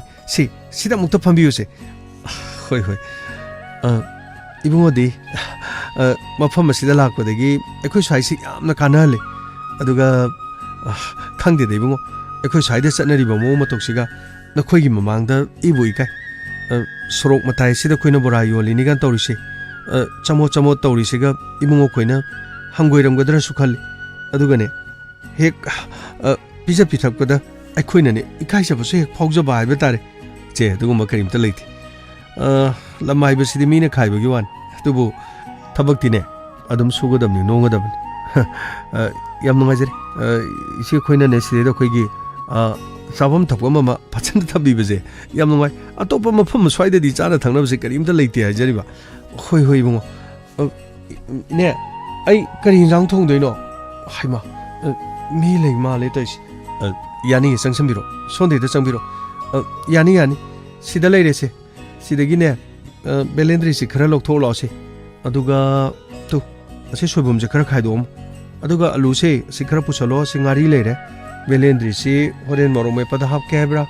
kari tauge habano noigi mahamadi belendri du yam pamjabani hoine ai kai no khara dum sillagi subum sibunambu iron ge habra natraga kari tauge habano ai thokpa tawrage ne hoi se loksalo wara wi bad somda kita laksage ba yani ai hogachagi ibungo yani ye pham ai lama ke dorge nambo mi phami sibu ita hogolo hari sibu hogolo haidi ne ai changjara ke na haibini mara somda changa ke na haibini kaisu gai belai tit yani somda ita changjambiro hoi sene ngari kauri ni nangbo ngari do ade khara le hoyi hey singari se haubani si oina tawba ko hoi ne ine kainodi tum le hodre oho che sigine lilis degi khara khairega puros tum do horena phabado ai adege leiragi sidegi nungai roiba hoi ne haima tari ni nangbo loimok tori dubo khangdri ne ai su me manam ta tadre se sigi cherang sida hapose nangla kari no namai thak thai do kari gi no nangbo khangdi ai adeida chakhumda yare se poro hoine tauri siung thabak to bosidane mama haisi thakraba ꯀꯔꯤꯅꯣ ꯈꯪꯗꯦ ꯅꯦ ꯕꯣꯔꯥꯗꯣ ꯂꯣꯏꯔꯕꯣꯏꯅꯦ 이봉아 보라시 khara thada da yaroroibo sida leisidi mina loina lokre aidi yomsangena tawriye as ine yani keno borado khara hawrga dum pisalo atai kona dum migi pigi pigorga adalai bakhra du leidu chat pisalo godrogine as masiang ang chimane migi pigre na haraga as kaino ini oji ba takhat kre sai do po joli ra garino takhat pe yoli ro keno khangde ne keno de sabna de ka jakra kari gino nang na sabna hi khangi sibo ha nati nangga class mana basu nati nang na ngai ta sabna hangi du kari gino ba as ini oje takhale sai to oi ba men man ta de kari no sida leisabi im le de pakhang khara dum lak ta bani leisabi pakhang nang de kala hang du no nupi thibu nu pa na hang do ini sek chalu ko yam na nupi thibu nu pa yam le bani usigan de nupi thibu nu pa na leisabi am koi gan ni ko noi gi suba sida na sa nupi jo koi gi jane akoi na ga hang je takning de mi mo ga to khai bo ane pura ya khai khoi sai ti ni oi ji pura kapi sai da wei ba kari wangang sanga no khang din kapi ga kholi ga masi dei da kari no mino hai do as ya re sine pura ya khai wa ni to ore ai dum tok jar ge bora ga le ro sai da wei ore la ge bora do ko u kham thama moi ne sa kha ne khoi yo ga kari no khang de as kari no to ri ho si ka ni ngang sing si bu ong ma to ma ni da to ri ma ki mong si bu asmai na sum to ba za la kari no sabnaga khangnaba nate dei bungo sabnaga maga class manaba sunati lekai stegin karino khangde magi hongnabi futpa mung da sangaga ne sumai nik ta taw aini hi ngang ni ban sabnana su malak podo ka hena harauti o magi mong se yam nong ning bogi wan adudi che egi se pasado ngarang su yamna le mowi bungo pasado loror asia de adi se si passion views che thabak to asomda ibai de sudum phajana dum yawraban adu che kaimdu khanbiru nu ko ai ibai de su ai wari di khar saraman kai no dukan gi ora su aduga hongduk chaba yaba mong de kai no khar sum tobiu ai wari lupa lesing yang kai katang piraki kari no hari su bibungo lupa lesing kai hai su yari ai sum kai no sabna gi su कोल कईनोमा तौरगा फी खरगा सारसु दुम कानन सुम हौदोंना बा हाइतार लाना लोबिगनो कोचे आइगी से आई करीमता मुक्चबगी नते आई लेना तौजब नते आई से सुम थिका खरगा तौजबनी अदो से लेबा पैसा यम पाइबा दुगा दुमा मिशन नते अस इबुंगो ना हारि वाफम सिबो आइबो से नपा मंगनी खनबिरबदि आइना हाइजरी से इचेने याबियो आई होरेन सोइदन इबाइता दुम पिरा दोबन चेदो लोग तारदिने आई सिदा बोरा लेबा अदुगाने थबक सुबुगी सिदा चाना थंगनबा लेरि समता ई चंगारोय दोबनी कोइ ngai khoi bungo wari do phajana sanaki se iche oren ibai do pirage do gai hayeng lage mo pochei le bung lage thabak yadre chalai iche kari no ni tawri siba bhaima nangdi aduda dum leptana leirabo toidubo nati ne ai morok su leiramdre na haige tawba dugi ihe kong morok to leitre na haibe yadro moigi sigi thikadar leibudo ai kaino ma taweba isaje magi sida phamjal leibuda ai sum ihe adoraga su ine morok to kita piyo hairega loire dubo masidi kaidore haino mi phamaga leibuda sidaida tada mama du ada kawgadaba kaino hasibo mi pakhangduda tada kawradi mama koksaladi mi na mo kaino ma khalloidro toiduba masidi ne pangraponi aina haibadi tada mama ko haibana tine mingo ma kawrasu yai haibani ne nangbo adu hairadi faidana tada ga mama koksalodi mi na mo aibo angawbi ne na mo hairakani yare se morok se lere tu se puro iroli ro kari tawrino subung kitang iroli kango masu ngahori o pare pare ne noi mama do la ani thabak ki se wadana ne chak kitang chage na lakani adu kan do nangna ba sa tok salo ko hoi masina ma rola ma pang mane khara su singa di phadau ba maside de ibong do na ne pangra ba jemu hun to me do masidang mi oina na ba ne kari taw da bano khangde ai magi khan ma da ne ai na lepham khangde ai 이봉아 라이 또 라이 아이네네 반전하네 뭐 거기 만니에도 내가 하려면이 싸나 당나보도 마 로이 틸할로나 와리 punamak loina paunaraban loina ne ibungoga amuktan hek unaraga wari duek sanazaradi edna khangde tada koi meam no honari ado tada sidi moi ibai du su yawbani na o ibai do thabak asom nakan da chalan gre karim da khalo no som da laro wari du ngak sanaro ke doragi ha sidi do om da na chak tana leina dok saru budi kari gana gadagi ne thabak su loi sale asidi gi di ha mathang mai su dum pala do du ibungo 이봉원은 남도마세 생것 사gat 비버기 사gat 비바 강대 누피 미사시 본시시등 아무땅 마심등 생것 사gat 비레디 이봉어 아이코이게디 뺀자는 온톡번이 이봉 머누 것이더네 뭐이니 핵 와나 레저리버세 마시기 볼롬시등 당다비라가디 이봉어 까리 형오른 이봉어 나티 이봉어도 까리 수나티 하이저리바 강대 다우제 떠리 터벅시 미나 까리 하이나가도리 너도가 따다 아이고 kari haigedabano khangde sibungo kari haibirano ibungo akoi kari da haijaro ibungo no kari mangna bato godagi ibungo se phadabado dum seladabani yaraga dine sida isamjamna ibungo ibung manung chinasu sen thonggo paijabasu natabani nane kari no dum dangde ekta lohong khongdong budu tawdabida yaradi ibungo swaiji de ekta ne sigi kanungji sangabaga kariga dai paring macha moga eta lokhalasu ya jani de bungo lokhat para kari do adu gi bungo khoi lamdu da hiyeng kaino puraga dum dam de to khongda gera kai do gino bungo astada keru lekai sina wa manga kanida madu tawruga mo imphal lom dagi laga khungang da chanabi mo hong tu e na mo akana na kari haidori gini hoji po bungo hojik sidi lambi thonga ji uredana sidai de koila nungla thaba natri ibungo na sidai de kharaga chemdana swaiji machit khara mafamje pip langalagane hojikti kathian macha mu ondorene ibungo lakpodagi swaiji ponglang langa ponida akoi khungang chida ibungo sigumba kariguma mata chokhorpamda leiba nateda swaida mai pusan babu yam drine sorok maya sida yungo sida ibungo na markari lem imai pim se mari manga am thanjale ponglang langi kaino akoi swaida di ibungo se laini hainaraban ora laini hainaraban lai somda lai ibe lao sida lao kaka kadai tamam doino sibo sida tamo nangne sikara sinto chadoga sideda se pukham jingje khargam nu thambiramo nangna nupi du kobani ni be mataru tanan modu heli to khodi se khucheyung se simen paibagi se loi pungloi lore sine saba thakbu de paibu du ngaitre adom ta sembi se se noi nabungju khare yaujani loi to lo somda silaute somda sibo kram hai tawdino wari yo taibu sanababu yado sibo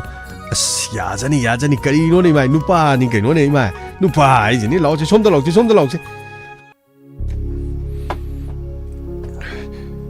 야도리 브라도 야니 시달로이 탐자 여러분 시다 그냥 살게 소그리통 짜다고 양 넣고 소그리 하오는 거니 하위 하이행 노마 비비렇게 이아이 비비로 쇼부미로모도수 야마하우도 말 난 뭐라 레이베다 만남 얌 파자는 나모 시다 소이봄 레이트로 에코이 시다 디 소이봄 걸 레이베네 띠 시다 타복 소리 보면 얌시네 뻥통도 통어가 잡아잔 에이쇼 지라우 크림도 티디 mayamna thongido dum pangsa charaga dum panglei leiba janit noma bibirak hoi bibiro kanggong obudasu manam jamnuksi uchina kanggong ni khamen ga toroga hawai mangan hapaga ngobani koi mamana yamna hawi adudi bibiro idro hoi adusu ngawrkanda bibirak 비락가도리시 얌야메 하이다렌 자닝바기 자닝방학다 아도 사바나 강나 짜나바 아테이 가나수 레이테다 가람 강나티 강나바수 딸 아도가 강나닝바수 파우티 그리기노 리사비메나 바캉 마루마파 눅시나바 레이테 아도가 강나닝데 하이시보 kari maram lagi ꯑꯗꯨꯒꯤ ꯅꯠꯇꯦ ꯑꯩꯉꯣꯟꯗꯒꯤ ꯍꯦꯟꯅ ꯂꯥꯏꯕꯛ ꯊꯤꯕꯤ ꯃꯥꯂꯦꯝ ꯑꯁꯤꯗ ꯂꯩꯔꯝꯒꯗꯕ ꯃꯥꯟꯗꯦ ꯁꯕꯅꯥ ꯑꯁꯦꯡꯕꯅꯤ ꯈꯜꯂꯨꯔꯒ ꯃꯤꯠꯇꯒꯤ ꯄꯤꯔꯥꯡꯁꯦ ꯑꯗꯨꯝ ꯁꯤꯟꯊꯔꯦ ꯑꯩꯒꯤ ꯃꯄꯣꯛꯇ ꯑꯁꯨꯝꯅ ꯇꯝꯂꯝꯃꯗꯤ ꯑꯩ ꯀꯅꯥꯗꯁꯨ ꯋꯥꯔꯧꯗꯦ ꯑꯩꯒꯤ ꯃꯄꯣꯛꯅꯅꯤ ꯌꯥꯔꯦꯁꯦ ꯀꯞꯀꯅꯨ ꯁꯦ ꯌꯥꯅꯤ ꯑꯩ ꯑꯗꯨꯝ ꯇꯩꯊꯣꯛꯆꯒꯦ ꯍꯪꯒꯣꯏꯕ꯭ꯔꯣ ꯍꯪꯒꯣꯏꯗꯦ ꯑꯗꯨꯒ ꯀꯔꯤꯒꯤ ꯇꯩꯊꯣꯛꯍꯟꯅꯤꯡꯗ꯭ꯔꯤꯕ ꯑꯗꯨꯒꯤ ꯅꯠꯇꯦ ꯑꯩꯒꯤ ꯃꯤꯠꯇꯒꯤ ꯇꯥꯔꯛꯄ ꯄꯤ ꯉꯁꯤ ꯐꯥꯎꯕ ꯑꯁꯨꯝꯅ ꯀꯅꯥ ꯑꯃꯠꯇꯅ ꯇꯩꯊꯣꯛꯇ꯭ꯔꯤ ꯑꯩ ꯂꯩꯔꯤꯕꯁꯤꯗꯤ ꯍꯥꯟꯅ ꯂꯩꯇ꯭ꯔꯕꯁꯨ ꯍꯧꯖꯤꯛꯇꯤ ꯑꯩ ꯂꯩꯔꯤꯕꯁꯦ ꯇꯔꯥꯏꯅ ꯂꯧꯕꯤꯒꯅꯨ ꯅꯍꯥꯛꯀꯤ ꯃꯤꯂꯨ ꯄꯤꯔꯥꯡ ꯑꯩ ꯁꯣꯏꯗꯅ ꯀꯪꯍꯟꯒꯅꯤ ꯑꯩꯕꯨ ꯊꯥꯖꯕꯤꯕ꯭ꯔꯥ ꯈꯪꯗꯦ ꯑꯗꯨꯅ ꯍꯥꯏꯕꯗꯤ ꯊꯥꯖꯗꯦ ꯍꯥꯏꯕꯒ ꯆꯞ ꯃꯥꯟꯅꯗ꯭ꯔꯣ ꯈꯪꯗꯦ ꯑꯩ ꯆꯠꯂꯒꯦ ꯏꯅꯦꯅ ꯀꯧꯔꯝꯃꯅꯤ ꯉꯥꯏꯈꯣ ꯈꯨꯠꯇ ꯄꯥꯏꯔꯛꯀꯅꯨ ꯀꯩꯗꯧꯔꯒꯦ ꯈꯨꯠꯇꯨ ꯅꯥꯏ ꯀꯟꯅ ꯄꯥꯏꯁꯜꯂꯦ ꯑꯣ ꯁꯣꯔꯤ ꯆꯠꯂꯒꯦ ꯀꯣꯜꯂꯤꯛꯇꯣ ꯍꯣꯔꯦꯟ ꯂꯥꯛꯄꯗ ꯄꯥꯏꯕꯤꯔꯛꯑꯣ ꯑꯩ ꯆꯠꯂꯦ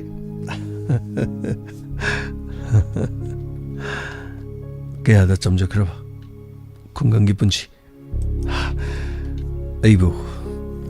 ꯃꯍꯥꯛ ꯂꯧꯗꯅ ꯇꯣꯛꯂꯒꯗ꯭ꯔꯅꯤ ꯐꯔꯦꯗ ꯋꯥ ꯊꯣꯛꯑꯒ ꯊꯣꯛ ꯑꯁꯨꯛ ꯌꯥꯝ ꯅꯨꯡꯁꯤꯕꯁꯤꯕꯨ ꯀꯔꯝꯅ ꯊꯥꯗꯣꯛꯑꯒ ꯆꯠꯀꯗꯧꯔꯤꯕꯅꯣ ꯃꯄꯣꯛꯁꯤꯗ ꯇꯝꯂꯝꯂꯕꯅꯤ ꯑꯩꯕꯨ ꯉꯥꯏꯗꯨꯅ ꯂꯩꯔꯝꯂꯕꯅꯤ ꯃꯉꯣꯟꯗ ꯊꯣꯛꯂꯤꯕ ꯑꯋꯥꯕ ꯊꯧꯗꯣꯛꯁꯤꯡꯗꯨ ꯊꯣꯛꯂꯝꯗ꯭ꯔꯕꯗꯤ ꯑꯩꯒ ꯊꯦꯡꯅꯔꯝꯗꯕꯁꯨ ꯌꯥꯏ ꯑꯩꯗꯤ ꯀꯣꯏꯅ ꯊꯕꯛ ꯆꯠꯄꯅꯤ ꯑꯗꯨꯕꯨ ꯃꯐꯝ ꯑꯁꯤꯗ ꯑꯁꯨꯝꯅ ꯃꯥꯒ ꯊꯦꯡꯅꯧ ꯍꯥꯏꯗꯨꯅ ꯇꯝꯂꯝꯕ ꯂꯦꯞꯂꯒꯦ ꯃꯍꯥꯛꯀꯤꯗꯃꯛ ꯄꯨꯟꯁꯤ ꯑꯁꯦ ꯀꯠꯊꯣꯛꯂꯒꯦ ꯃꯁꯨꯡꯂꯥꯡꯒꯤꯗꯃꯛ ꯄꯨꯟꯁꯤ ꯑꯁꯦ ꯀꯅꯥꯒꯨꯝꯕ ꯑꯃꯠꯇꯅ ꯑꯌꯦꯠꯄ ꯄꯤꯕ ꯉꯝꯍꯜꯂꯔꯣꯏ ꯃꯍꯥꯛꯄꯨ ꯁꯣꯏꯗꯅ ꯑꯩꯅ ꯄꯨꯔꯒ ꯆꯠꯀꯅꯤ ꯃꯍꯥꯛꯄꯨ ꯑꯩꯒꯤ ꯅꯠꯇꯅ ꯀꯅꯥ ꯑꯃꯠꯇꯒꯤ ꯑꯣꯏꯍꯜꯂꯣꯏ ꯁꯕꯅꯥ ꯅꯪꯗꯤ ꯑꯩꯒꯤꯅꯤ ꯑꯁꯨꯝꯅ ꯁꯥꯃꯨ ꯑꯃꯗꯤ ꯁꯕꯅꯥ ꯃꯈꯣꯏ ꯑꯅꯤꯒꯤ ꯅꯨꯡꯁꯤ ꯃꯔꯤ ꯁꯦꯠꯁꯤꯟꯅꯈꯤꯔꯝ ꯈꯨꯡꯒꯪ ꯑꯗꯨꯒꯤ ꯃꯤꯌꯥꯝ ꯄꯨꯝꯅꯃꯛꯅꯁꯨ ꯊꯤꯀꯥꯗꯥꯔ ꯁꯥꯃꯨ ꯑꯗꯨꯛꯀꯤ ꯃꯇꯤꯛ ꯅꯨꯡꯁꯤꯈꯤꯔꯝ ꯑꯃꯔꯣꯝꯗ ꯁꯥꯃꯨ ꯑꯃꯗꯤ ꯁꯕꯅꯥ ꯃꯈꯣꯏ ꯑꯅꯤꯒꯤ ꯃꯔꯤ ꯑꯗꯨ ꯃꯤꯌꯥꯝ ꯄꯨꯝꯅꯃꯛꯅꯁꯨ ꯇꯞꯅ ꯇꯞꯅ ꯈꯪꯅꯈꯤ ꯃꯍꯥꯛꯅ ꯃꯐꯝ ꯑꯗꯨꯒꯤ ꯃꯤꯌꯥꯝ ꯄꯨꯝꯅꯃꯛ ꯑꯃꯗꯤ ꯏꯃꯨꯡ ꯃꯅꯨꯡꯗ ꯍꯥꯏꯖꯕꯒꯤ ꯃꯇꯨꯡ ꯏꯟꯅ ꯃꯍꯥꯛ ꯑꯃꯗꯤ ꯁꯕꯅꯥ ꯃꯐꯝ ꯑꯗꯨꯗ ꯂꯨꯍꯣꯡꯈꯤꯔꯝ ꯁꯥꯃꯨꯒꯤ ꯃꯥꯏꯀꯩꯗꯒꯤ ꯏꯃꯨꯡ ꯃꯅꯨꯡꯒꯤ ꯃꯤꯑꯣꯏꯁꯤꯡ ꯀꯅꯥ ꯑꯃꯠꯇ ꯌꯥꯎꯈꯤꯗꯦ ꯁꯥꯃꯨꯅ ꯍꯥꯏꯕꯗ ꯃꯍꯥꯛꯀꯤ ꯀꯅꯥꯁꯨ ꯂꯩꯇꯦ ꯍꯥꯏꯅ ꯍꯥꯏꯈꯤ ꯑꯁꯨꯝꯅ ꯃꯈꯣꯏ ꯅꯨꯡꯉꯥꯏꯅ ꯂꯩꯈꯤꯔꯝꯃꯤ ꯆꯍꯤ ꯈꯔꯒꯤ ꯇꯨꯡꯗ ꯃꯐꯝ ꯑꯃꯗ ꯊꯧꯗꯣꯛ ꯑꯃ ꯑꯃꯨꯛ ꯊꯣꯛꯂꯛꯈꯤ ꯇꯥꯇꯣ ꯀꯩꯗꯧꯔꯒꯦ ꯑꯁ ꯇꯥꯇꯣ ꯑꯩꯈꯣꯏꯅ ꯁꯤꯗ ꯂꯩꯕ ꯁꯤ ꯀꯥꯁꯤꯡꯁꯦ ꯂꯣꯏꯅ ꯑꯩꯈꯣꯏꯁꯦ ꯃꯥꯒꯤ ꯊꯣꯛꯄ ꯑꯃ ꯂꯣꯏ ꯂꯩꯅꯔ ꯂꯩꯔꯤ ꯁꯤ ꯈ꯭ꯋꯥꯏ ꯋꯥꯔꯤꯁꯤ ꯏꯁꯤꯡꯅꯤ ꯑꯩꯈꯣꯏꯅ ꯋꯥꯔꯤꯁꯤ ꯑꯗꯣ ꯇꯥꯇꯣ ꯀꯩꯅꯣ ꯑꯩꯈꯣꯏꯁꯤꯕꯨ ꯁꯤꯗ ꯒꯨꯍꯥ ꯑꯃꯁꯦ ꯐꯨꯟꯖꯤꯜꯂ ꯂꯩꯁꯦ ꯑꯁꯤ ꯒꯨꯍꯥꯁꯤ ꯇꯣꯛꯊꯣꯛꯑꯒ ꯏꯁꯤꯡ ꯁꯤꯖꯤꯟꯅꯕ ꯌꯥꯔꯣꯏꯗ꯭ꯔꯣ ꯑꯁꯤꯗꯤ ꯍꯥꯏꯅꯕ ꯂꯩ ꯍꯥꯏꯕꯅꯤ ꯑꯁꯤꯗꯤꯅꯦ ꯆꯪꯉꯨ ꯂꯥꯎꯅꯨꯀꯣ ꯄꯥꯏꯔꯨ ꯂꯥꯎꯅꯨꯀꯣ ꯀꯩꯅꯣ ꯍꯥꯏꯁꯤꯕꯣ ꯅꯠꯇꯦ ꯑꯃꯅ ꯐꯪꯉꯤ ꯑꯁꯤꯗꯤ ꯄꯥꯏꯔꯨꯅꯨ ꯍꯥꯏ ꯑꯃꯅ ꯃꯁꯤ ꯄꯥꯏꯔꯨꯅꯨ ꯍꯥꯏ ꯀꯔꯤꯒꯤꯅꯣꯕ ꯁꯤꯕꯣ ꯑꯁꯤ ꯈꯔ ꯀꯨꯏꯔꯕ ꯃꯇꯝꯒꯤ ꯋꯥꯔꯤ ꯅꯍꯥꯟꯋꯥꯏ ꯁꯤꯗꯩꯗ ꯃꯤ ꯃꯣꯏ ꯌꯨꯝꯕꯨꯗꯨ ꯂꯩꯔꯝꯃꯦꯅ ꯍꯥꯏ ꯌꯨꯝꯕꯨꯗꯨꯅ ꯃꯥꯅ ꯁꯤꯗ ꯊꯝꯃꯝꯕ ꯃꯥꯒꯤ ꯂꯟ ꯊꯨꯝꯅꯦꯕ ꯑꯗꯣ ꯃꯆꯦꯠ ꯃꯁꯤ ꯌꯣꯟꯕꯅꯦ ꯑꯗꯨꯒ ꯑꯁꯤꯒꯤ ꯌꯨꯝꯕꯨꯗꯨꯅ ꯂꯩꯔꯝꯕ ꯀꯥꯁꯦ ꯑꯁꯤ ꯀꯥꯁꯦ ꯇꯝꯅꯩꯌꯦꯕ ꯇꯝꯅꯕꯕꯨꯅꯦ ꯑꯍꯤꯡꯒꯥꯏꯁꯦ ꯑꯁ ꯀ꯭ꯔꯣꯡ ꯀ꯭ꯔꯥꯡ ꯇꯝꯅꯩ ꯍꯥꯏꯔꯤꯝ ꯑꯁ ꯑꯩ ꯅꯍꯥꯟꯗꯤ ꯂꯩꯔꯤꯁꯤ ꯇꯝꯅꯗꯦꯗ ꯀꯗꯥꯏꯗꯩꯅꯣꯗ ꯅꯪꯗꯤ ꯂꯝꯁꯦ ꯂꯧꯕ ꯀꯨꯏꯗ꯭ꯔꯤꯌꯦ ꯅꯊꯟꯇꯒ ꯂꯩꯕ ꯃꯇꯝ ꯑꯍꯤꯡ ꯅꯨꯡꯊꯤꯜ 미직 미라우 콘 따드르마 탐도 고드로 에스 땀나버나네 캉멍 만나테 까이노 하지고 땀나이 후직 뭐 땀나부 까다이데기 분노다 통모랑 강데 노이네 빠게이데 기김스는 메노한다디 나티 아시기 마길라 모이라가서 후직 마기제 거의 오이게 하면 나티 고하지 마는 분절을 탐험이지 까리 마름기 노바 아스 고하지 똑똑시다 후직 제시비 뭐 거로가 빠다나 똑똑오가 이싱 시즌을 수기 아니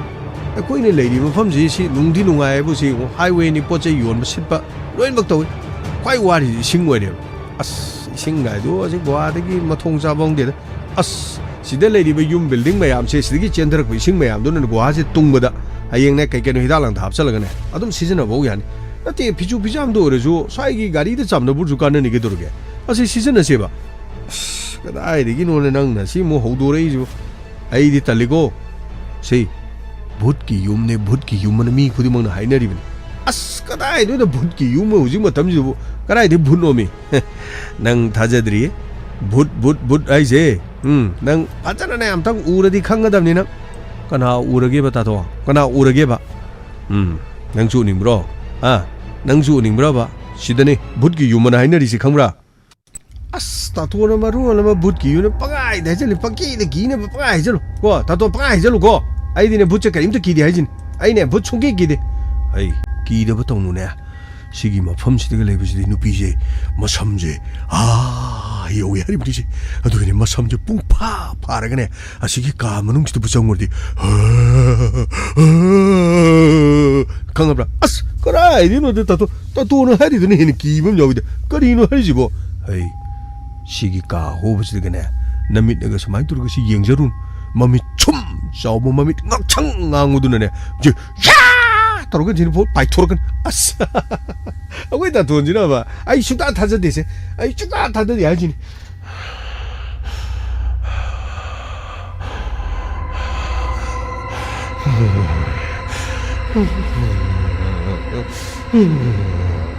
그 이노다 돈 되도 너디 뭐 차리라 봐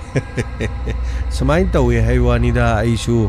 미나 하이베네 सिंह सोना काबरा लौरी सिंह लोई तमनबन नोंथी नोंमंबा अदु याबा जानाति मनुंगसिदगिने नुपीसिने ना हेरगनि कपैस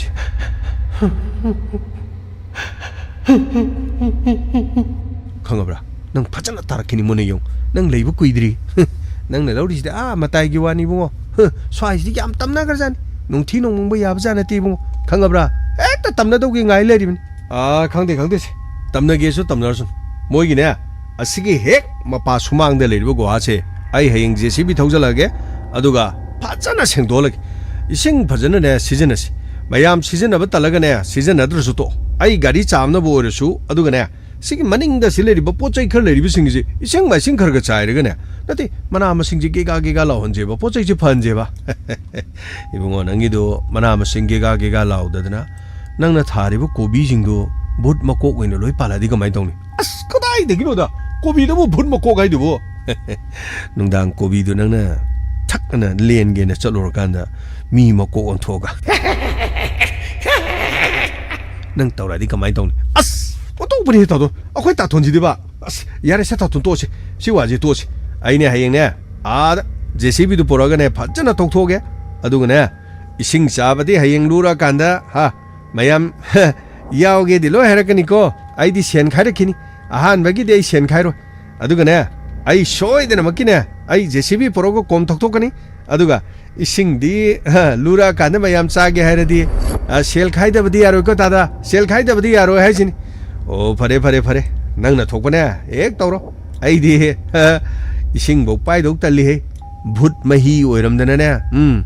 भूत मपंगो भूत मही ओ आइदि ngमोइ हारिसिनिबो अस खांदे आइदि हयेंग जेसीबी तौरगने तौरन लोइसलो अदु क्यामनो कैनोने कुइरिदुबो वा मचांग खक तौ गानिदा अस तादा यादि ए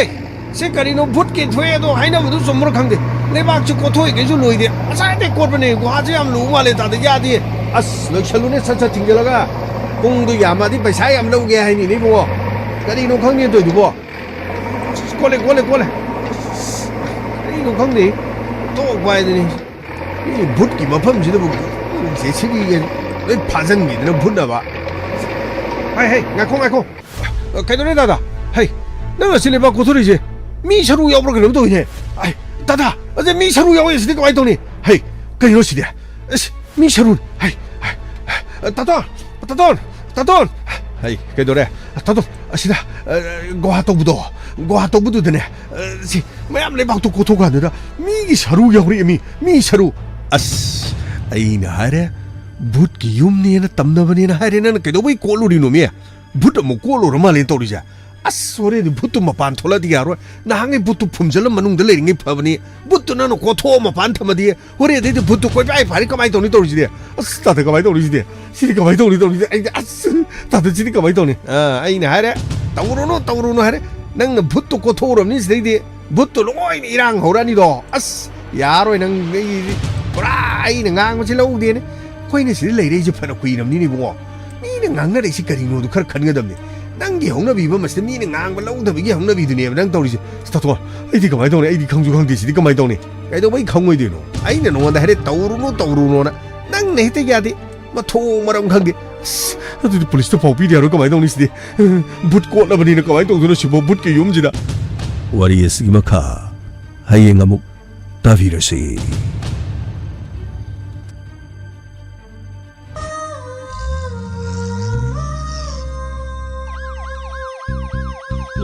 Lakle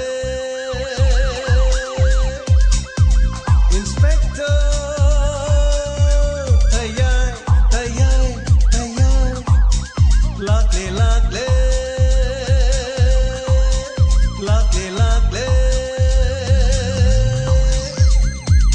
Inspector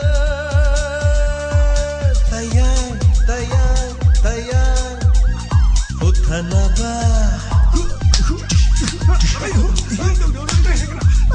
Kanbinaba. Thank you, sir. Welcome. Uthanaba. Kanbinaba. Inspector. Tayay. Lakle. Inspector. Tayay.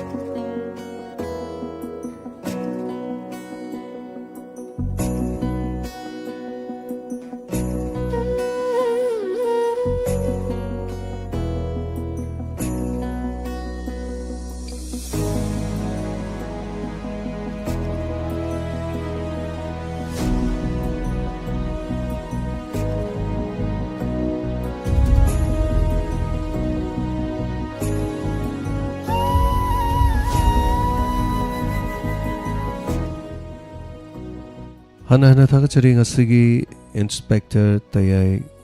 lising amaga Chanipan ga sumna manga suba tangkakta sandokchariwa anauba wari paringda Bhutki yum haizmayan Bhut aide wakalam kalamazu hai Bhutki yum haibas Inspector Tayay ngasi phawba Bhut tholaga Bhut na mi chikpa khotpai wari mo yaugide haibadi supernatural oiba Wari Inspector Tayayda sanade mayam Bhutki wari sumsarasu haitare ko super power supernatural oiba adubu aikoina hingbada aikoigi punsida Bhutki wari sida dum yawe as Bhut thoe kole lamtai thangjagi aduge to gangmaina Bhut thengnai ga tawbuda mangak tani haitare reality amba oideba adagi mina Bhut chaba adaga mina Bhut ꯑꯩꯈꯣꯏꯒꯤ ꯀꯤꯅꯕ ꯇꯧꯕ ꯑꯗꯒꯤ ꯊꯣꯡ ꯊꯤꯟꯕ ꯈꯣꯠꯄ ꯑꯗꯨꯒꯨꯝꯕ ꯀꯤꯍꯟꯕꯗꯤ ꯃꯌꯥꯝ ꯌꯥꯎꯋꯦ thriller ꯃꯌꯥꯝ ꯌꯥꯎꯋꯦꯀꯣ ꯋꯥꯔꯤꯗꯗꯤ ꯑꯝꯇ ꯌꯥꯎꯗꯦꯕ ꯑꯗꯨ ꯊꯑꯣꯏꯅ ꯚꯨꯠꯀꯤ ꯌꯨꯝ ꯍꯥꯏꯁꯦ ꯀꯔꯤꯒꯤꯅꯣꯅ ꯍꯥꯏ ꯀꯥꯟꯗ ꯋꯥꯔꯤꯁꯤꯗ ꯀꯔꯤ ꯇꯧꯔꯛꯇꯣꯏꯅꯣ ꯍꯥꯏꯕꯗꯣ ꯇꯥꯃꯤꯟꯅꯁꯤ ꯑꯗꯨꯒ ꯀꯅꯥꯒꯨꯝꯕ ꯈꯪꯗꯕ ꯃꯤꯅꯗꯤ ꯀꯔꯤꯅꯣ ꯔꯤꯌꯦꯂꯤꯇꯤ ꯄꯨꯟꯁꯤꯗ ꯚꯨꯠꯀꯤ ꯋꯥꯔꯤ ꯄꯨꯂꯤꯁꯇ ꯚꯨꯠꯀꯤ ꯋꯥꯔꯤ ꯌꯥꯎꯔꯛꯑꯦ ꯀꯥꯏꯅ ꯈꯟꯕꯤꯔꯝꯕ ꯌꯥꯎꯔꯝꯕꯁꯨ ꯌꯥꯏ ꯌꯥꯎꯔꯝꯗꯕꯁꯨ ꯌꯥꯏ ꯑꯗꯨꯕꯨ ꯃꯌꯥꯝꯗ ꯇꯝꯖꯔꯤꯅꯤ ꯀꯝꯗꯧꯕꯅꯣ ꯃꯍꯥꯎ ꯑꯃꯈꯛꯇꯪꯅꯤ ꯍꯥꯏꯗꯅ ꯋꯥꯔꯤꯁꯦ ꯑꯗꯨꯝ ꯌꯥꯝꯅ ꯇ꯭ꯔꯨ ꯁ꯭ꯇꯣꯔꯤ ꯏꯚꯦꯟ ꯑꯃꯗꯒꯤ ꯑꯗꯨꯝ ꯁꯦꯝꯕꯅꯤ ꯍꯥꯏꯇꯥꯏ ꯑꯗ ꯑꯩ ꯋꯥꯈꯜꯗ ꯑꯩꯅ ꯃꯁꯤꯗꯤ ꯋꯥꯔꯤ ꯑꯅꯧꯕꯅꯤꯅ ꯍꯧꯔꯒꯦ ꯍꯥꯏꯗꯅ ꯉꯁꯤꯁꯦ ꯂꯤꯂꯥꯁꯨ ꯑꯅꯧꯕ ꯑꯩꯈꯣꯏꯅ ꯁꯥꯟꯅꯖꯔꯤꯕ ꯂꯤꯂꯥ ꯃꯦꯔꯥꯒꯤ ꯃꯉꯥꯜ ꯌꯦꯡꯕ ꯃꯌꯥꯝ ꯌꯥꯎꯕꯤꯔꯝꯃꯅꯤꯀꯣ ꯍꯧꯖꯤꯛ ꯑꯩꯈꯣꯏ ꯂꯤꯂꯥꯁꯨ ꯌꯥꯝ ꯁꯥꯟꯅꯗ꯭ꯔꯁꯨ ꯁꯣ 30-40-50 ꯁꯥꯟꯅꯈ꯭ꯔꯦꯕ ꯑꯗꯨ ꯌꯦꯡꯕ ꯑꯗꯨꯝ ꯌꯥꯎꯔꯝꯃꯅꯤ ꯃꯌꯥꯝꯅ ꯑꯗꯨ ꯃꯦꯔꯥꯒꯤ ꯃꯉꯥꯜꯁꯤ ꯍꯥꯟꯅ ꯌꯦꯡꯈꯤꯕꯒ ꯍꯧꯖꯤꯛ ꯏꯅꯧ ꯅꯧꯅ ꯊꯣꯛꯂꯛꯀꯗꯧꯔꯤꯁꯤꯒ ꯋꯥꯔꯤ ꯃꯀꯣꯛꯀꯤ ꯃꯥꯟꯅꯗ꯭ꯔꯦꯕ ꯁꯤꯟꯊꯣꯛ ꯃꯥꯟꯅꯗ꯭ꯔꯦ ꯑꯗꯣ ꯍꯥꯟꯅꯗꯤ ꯃꯦꯔꯥꯒꯤ ꯃꯉꯥꯜꯁꯦ ꯑꯩꯅ ꯀꯨꯝꯕꯁꯦ ꯁꯤꯟ ꯑꯅꯤꯈꯛꯇꯅꯦꯕ ꯑꯩ ꯁꯤꯟ ꯅꯝꯕꯔ 9ꯗꯃ 11ꯗꯃ ꯍꯥꯏꯇꯥꯔꯦ ꯁꯨꯃꯥꯏꯅ ꯁꯤꯟ 2 ꯊꯣꯛꯄꯅꯦꯕ ꯑꯗꯣ ꯑꯅꯧꯕꯁꯤꯗꯗꯤ ꯑꯩ ꯁꯤꯟ 3 ꯊꯣꯛꯑꯦꯕ ꯑꯗꯨꯅ ꯁꯦꯀꯦꯟ ꯁꯤꯟ ꯑꯃ 9 ꯁꯤꯟ ꯑꯃ 11 ꯁꯤꯟ ꯑꯃ ꯊꯣꯛꯑꯦꯕ ꯍꯧꯖꯤꯛꯇꯤ ꯑꯩꯒꯤ ꯁꯤꯟꯁꯦ ꯑꯃ ꯍꯥꯞꯆꯤꯜꯂꯛꯈ꯭ꯔꯦ ꯍꯥꯏꯇꯥꯔꯦ ꯑꯗꯨꯅ ꯋꯥꯔꯤꯁꯤꯗ ꯐꯦꯁꯇꯤꯚꯦꯜꯒꯤ ꯄ꯭ꯂే ꯑꯣꯏꯕ ꯑꯗꯨꯒ ꯋꯥꯔꯤ ꯄꯔꯤꯡꯁꯤꯒꯤ ꯁꯦꯝꯒꯠꯂꯛꯈ꯭ꯔꯦ ꯑꯗꯨꯒꯤ ꯉꯁꯤ ꯁꯦꯝꯈ꯭ꯔꯦ ꯉꯁꯤ ꯇꯝꯕ ꯍꯧꯈ꯭ꯔꯦ ꯑꯗꯨꯒ ꯍꯥꯏꯔꯤꯕꯁꯤ ꯇꯥꯡ 23ꯗ ꯐꯨꯜ ꯔꯦꯁꯦꯜ ꯑꯃ ꯇꯧꯒꯅꯤ ꯑꯗꯨꯒ ꯑꯗꯨꯝ ꯂꯤꯂꯥ ꯆꯠꯂꯅꯤ ꯍꯥꯏꯇꯥꯔꯦ ꯌꯥꯝ ꯆꯠꯅꯤꯡꯉꯥꯏꯗꯤ ꯂꯩꯇ꯭ꯔꯦ ꯁꯨꯝ ꯂꯥꯏ ꯍꯔꯥꯎꯕꯝꯒꯤ ꯎꯃꯪ ꯂꯥꯏꯒꯤ ꯀꯔꯤꯒꯤ ꯃꯐꯝ ꯂꯤꯂꯥ ꯂꯥꯏ ꯍꯔꯥꯎꯕ ꯂꯣꯏꯔꯀꯥꯟꯗ ꯁꯥꯟꯅꯕ ꯃꯆꯥ ꯑꯃꯅꯤ ꯂꯥꯏ ꯍꯔꯥꯎꯈꯤꯕ ꯂꯣꯏꯈ꯭ꯔꯕ ꯃꯇꯨꯡꯒꯤ ꯍꯥꯏꯇꯥꯔꯦ ꯑꯗꯨꯝꯕꯗ 1-2ꯒꯨꯝꯕ ꯂꯩ ꯌꯥꯝ ꯂꯩꯕ ꯅꯠꯇ꯭ꯔꯦ ꯂꯤꯂꯥ ꯑꯦꯅꯤꯋꯦ ꯁꯤꯅ ꯋꯥꯔꯤ ꯑꯃ ꯑꯣꯏꯔꯦ ꯑꯗꯨꯅ ꯍꯜꯂꯛꯑꯕ ꯃꯇꯨꯡꯗ ꯑꯩꯅ ꯕꯨꯠꯀꯤ ꯌꯨꯝ ꯍꯥꯏꯕ ꯋꯥꯔꯤꯁꯤꯒꯤ ꯁꯥꯒꯠꯆꯕꯅꯦ ꯍꯥꯏꯇꯥꯔꯦ ꯃꯗꯨꯗꯒꯤ ꯖꯔ ꯏꯊꯔꯛꯄꯅꯦ ꯐꯖꯕ ꯊꯤꯕ ꯍꯥꯏꯕꯗꯨꯗꯤ ꯃꯌꯥꯝꯅ ꯑꯗꯨꯝ ꯂꯦꯞꯄꯤꯔꯣ ꯊꯤꯔꯁꯨ ꯊꯤ ꯑꯗꯨꯝ ꯍꯥꯏꯕꯤꯌꯨ ꯐꯖꯔꯁꯨ ꯐꯖꯩ ꯑꯗꯨꯝ ꯍꯥꯏꯕꯤꯌꯨ ꯊꯥꯒꯠꯆꯔꯤ ꯃꯣꯇꯣꯝ ꯂꯥꯡꯂꯦꯝꯕꯤ ꯊꯥꯒꯠꯆꯔꯤ ꯒꯧꯔꯕ ꯈꯨꯃꯟ ꯉꯁꯤꯒꯤ ꯏꯟꯁꯄꯦꯛꯇꯔ ꯇꯦ ꯑꯦꯄꯤꯁꯣꯗ ꯕꯨꯠꯀꯤ ꯌꯨꯝ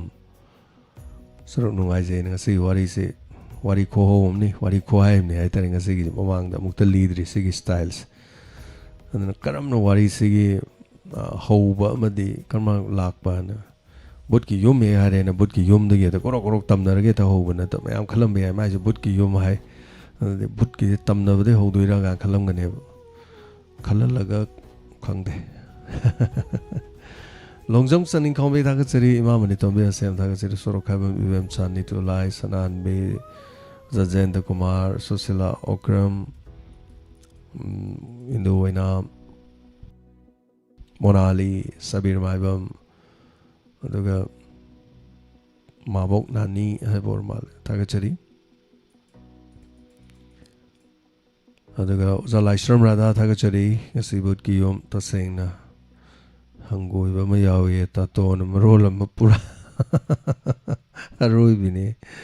ꯊꯥꯒꯠꯆꯔꯤ ꯇꯥꯇꯣꯟꯅ ꯀꯩꯅꯣ ꯁꯥꯔꯛꯈꯤꯕꯗꯣ ꯍꯥꯏꯇꯥꯔꯦꯀꯣ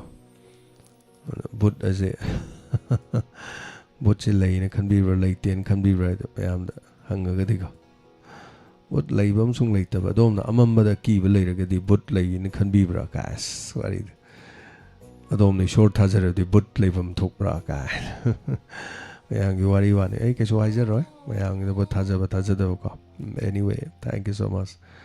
ꯑꯗꯨꯒ ꯀꯨꯟꯖꯦꯁꯣꯔꯤ ꯗꯦꯕꯤ ꯊꯦꯡꯛ ꯌꯨ ꯁꯣ ꯃꯆ ꯃꯌꯥꯝ ꯀꯅꯥ ꯀꯤꯅꯈꯤꯒꯦ ꯉꯁꯤꯁꯤꯕꯨ ꯑꯣꯖꯥ ꯂꯥꯏꯁ꯭ꯔꯝ ꯔꯥꯙꯥꯗꯤ ꯆꯪꯒꯣꯏꯕ ꯑꯃ ꯌꯥꯎꯏ ꯍꯥꯏꯔꯦ ꯑꯣꯖꯥꯅ ꯁ꯭ꯋꯥꯏ ꯂꯥꯎꯕ ꯑꯃ ꯌꯥꯎꯕ꯭ꯔꯥ ꯈꯪꯗꯦ ꯃꯦꯗꯥꯝ ꯕꯤꯅꯣꯗꯤꯅꯤ ꯊꯦꯡꯛ ꯌꯨ ꯁꯣ ꯃꯆ ꯊꯥꯒꯠꯆꯔꯤ ꯋꯥꯔꯤ ꯅꯨꯡꯉꯥꯏꯅ ꯑꯗꯨꯒ ꯇꯥꯕꯨ ꯂꯩꯁꯥꯡꯕꯝ ꯊꯥꯒꯠꯆꯔꯤ ꯃꯊꯪꯗꯗꯤ ꯁꯦꯛꯃꯥꯏ ꯀꯔꯤ ꯍꯥꯏꯅꯣ ꯀꯩ ꯁꯛꯃꯥꯟꯅꯕꯒꯤ ꯐꯥꯏꯕꯣꯛꯀꯤ ꯍꯥꯞꯄꯤꯔꯣ ꯐꯥꯏꯕꯣꯛꯀꯤ ꯋꯥꯔꯤ ꯍꯥꯟꯅ ꯇꯧꯈ꯭ꯔꯦ ꯐꯥꯏꯕꯣꯛꯀꯤ ꯋꯥꯔꯤꯁꯦ ꯃꯃꯥꯡꯗ ꯌꯥꯎꯈ꯭ꯔꯦ ꯌꯥꯎꯔꯣꯏ ꯍꯥꯏꯅꯤꯡꯉꯥꯏꯗꯤ ꯂꯩꯇꯦ ꯐꯥꯏꯕꯣꯛꯀꯤ ꯋꯥꯔꯤꯗꯤ ꯄꯤꯛꯊꯟꯅ ꯂꯩꯔꯤ ꯑꯗꯨꯅ ꯐꯥꯏꯕꯣꯛꯀꯤ ꯋꯥꯔꯤ ꯑꯃ ꯇꯧꯈ꯭ꯔꯦ ꯌꯥꯝ ꯅꯨꯡꯁꯤꯕ ꯑꯃꯅ ꯌꯥꯝ ꯄꯪꯕ ꯑꯃꯅ ꯌꯥꯝ ꯀꯛ ꯂꯥꯎꯅ ꯁꯤꯡꯕ ꯐꯥꯏꯕꯣꯛꯀꯤ ꯇꯧꯈ꯭ꯔꯦ anyway Thank you so much. Latasnar ke. And Hari Priya Thagachari. Luram Daidu Kizay sir, Bolum Laitaragatay Ajin.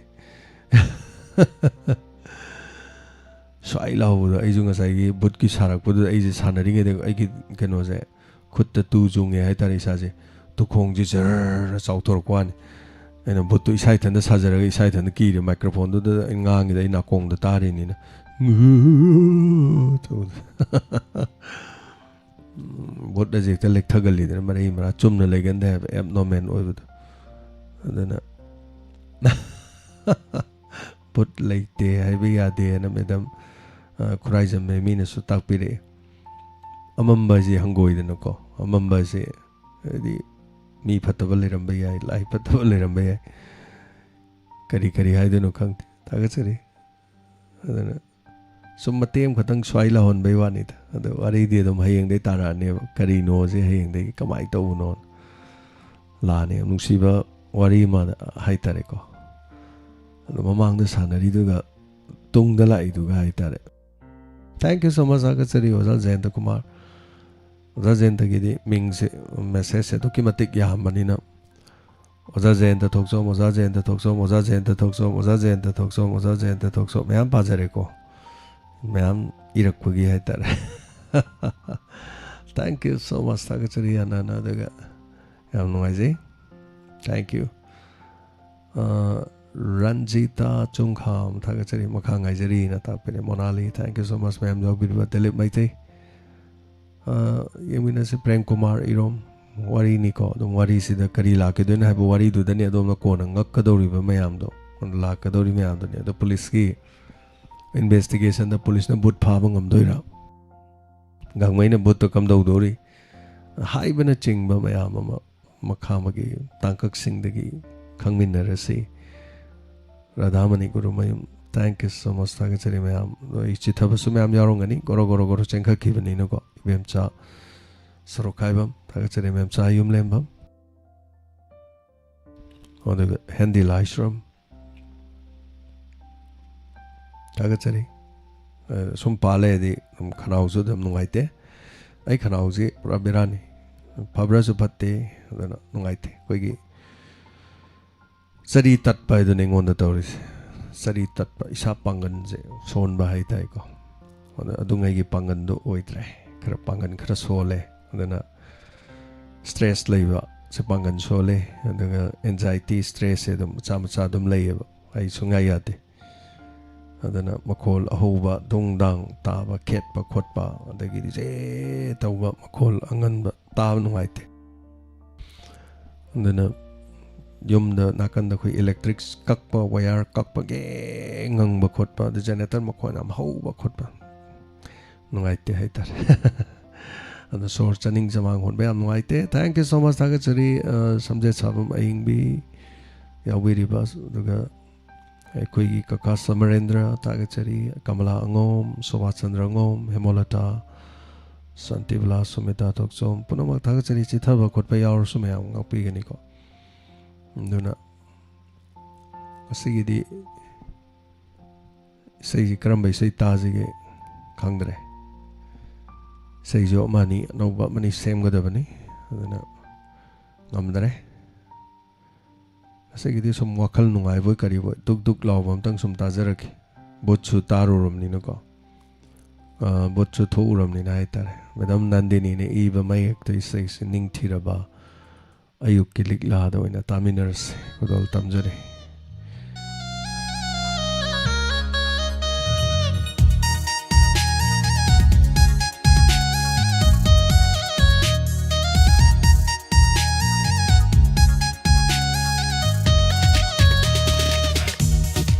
Tiraba ayuki korogi mangalda maningtam na shatliba lairang sing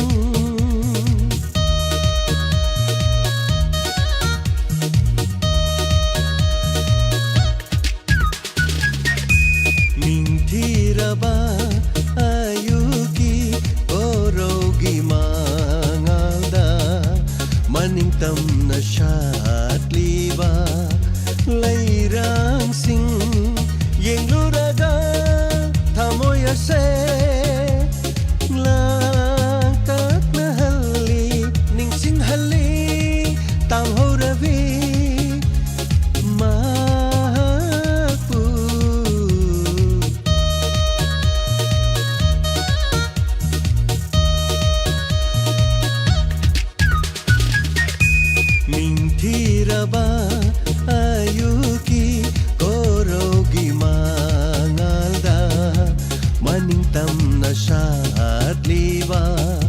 layrang sing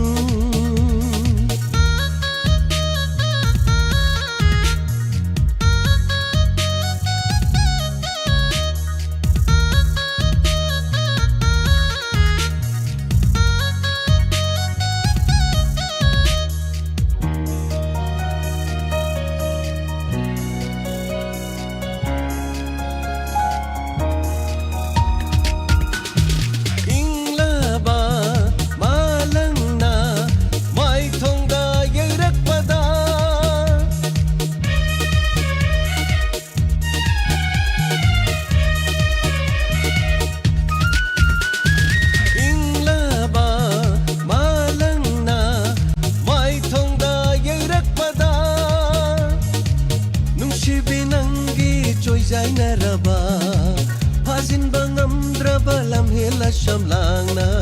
kung jin kiba nung si mai thong do amoy ho na ning ti zay ning sing hali tam ho rabi ma pu ning sing hali tam ho rabi ma pu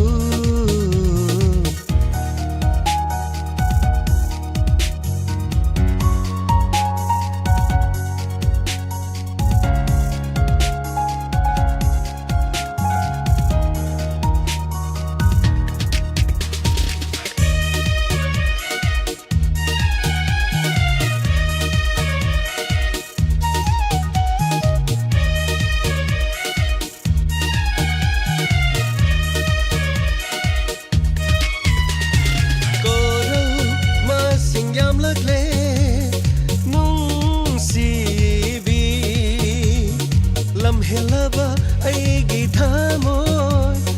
la kanongda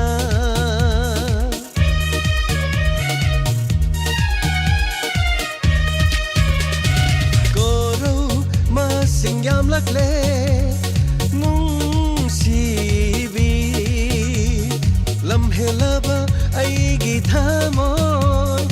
la kanongda yengli nung sibi nangi mai kai tabu kauri boy ningi chanabina yengli nung sibi nangi mai kai tabu kauri boy ningi chanabina yengluraga thamoya se lang tat na hali ning sing hali tam ho rabi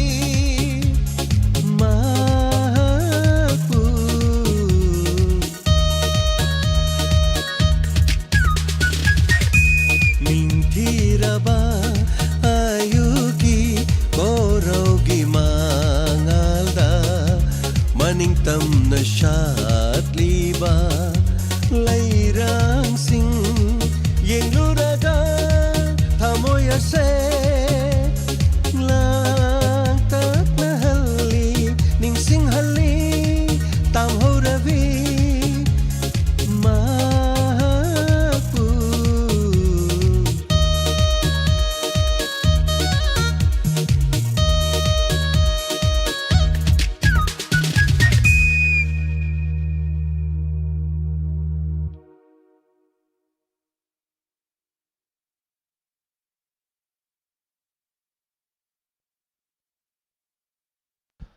Hanana thagachari sandokchari ba asigi channel asigi maming 90.0 megahertz landokchari ba wahong radio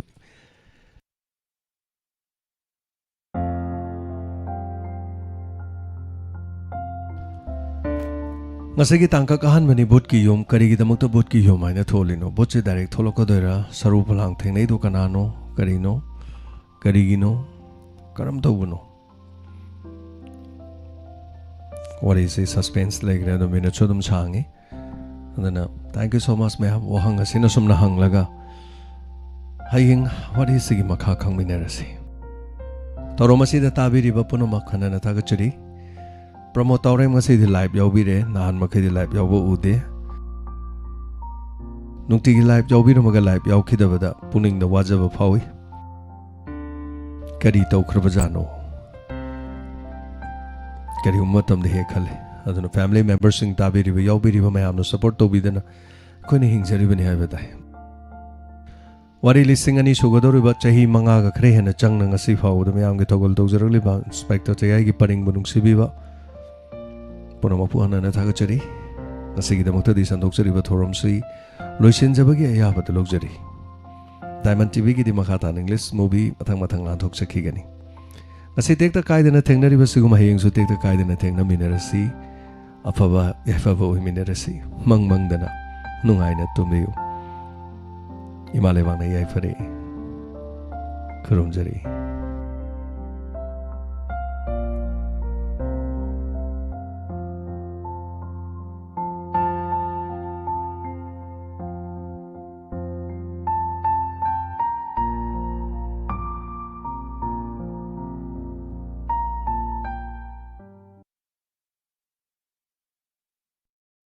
Suna Shatla Wahong Radio Wahong Radio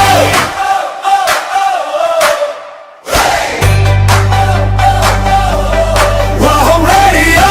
90.0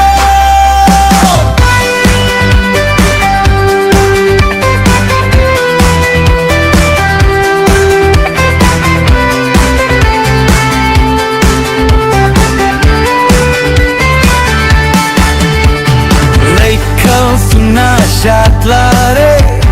Kanglup kaya punlare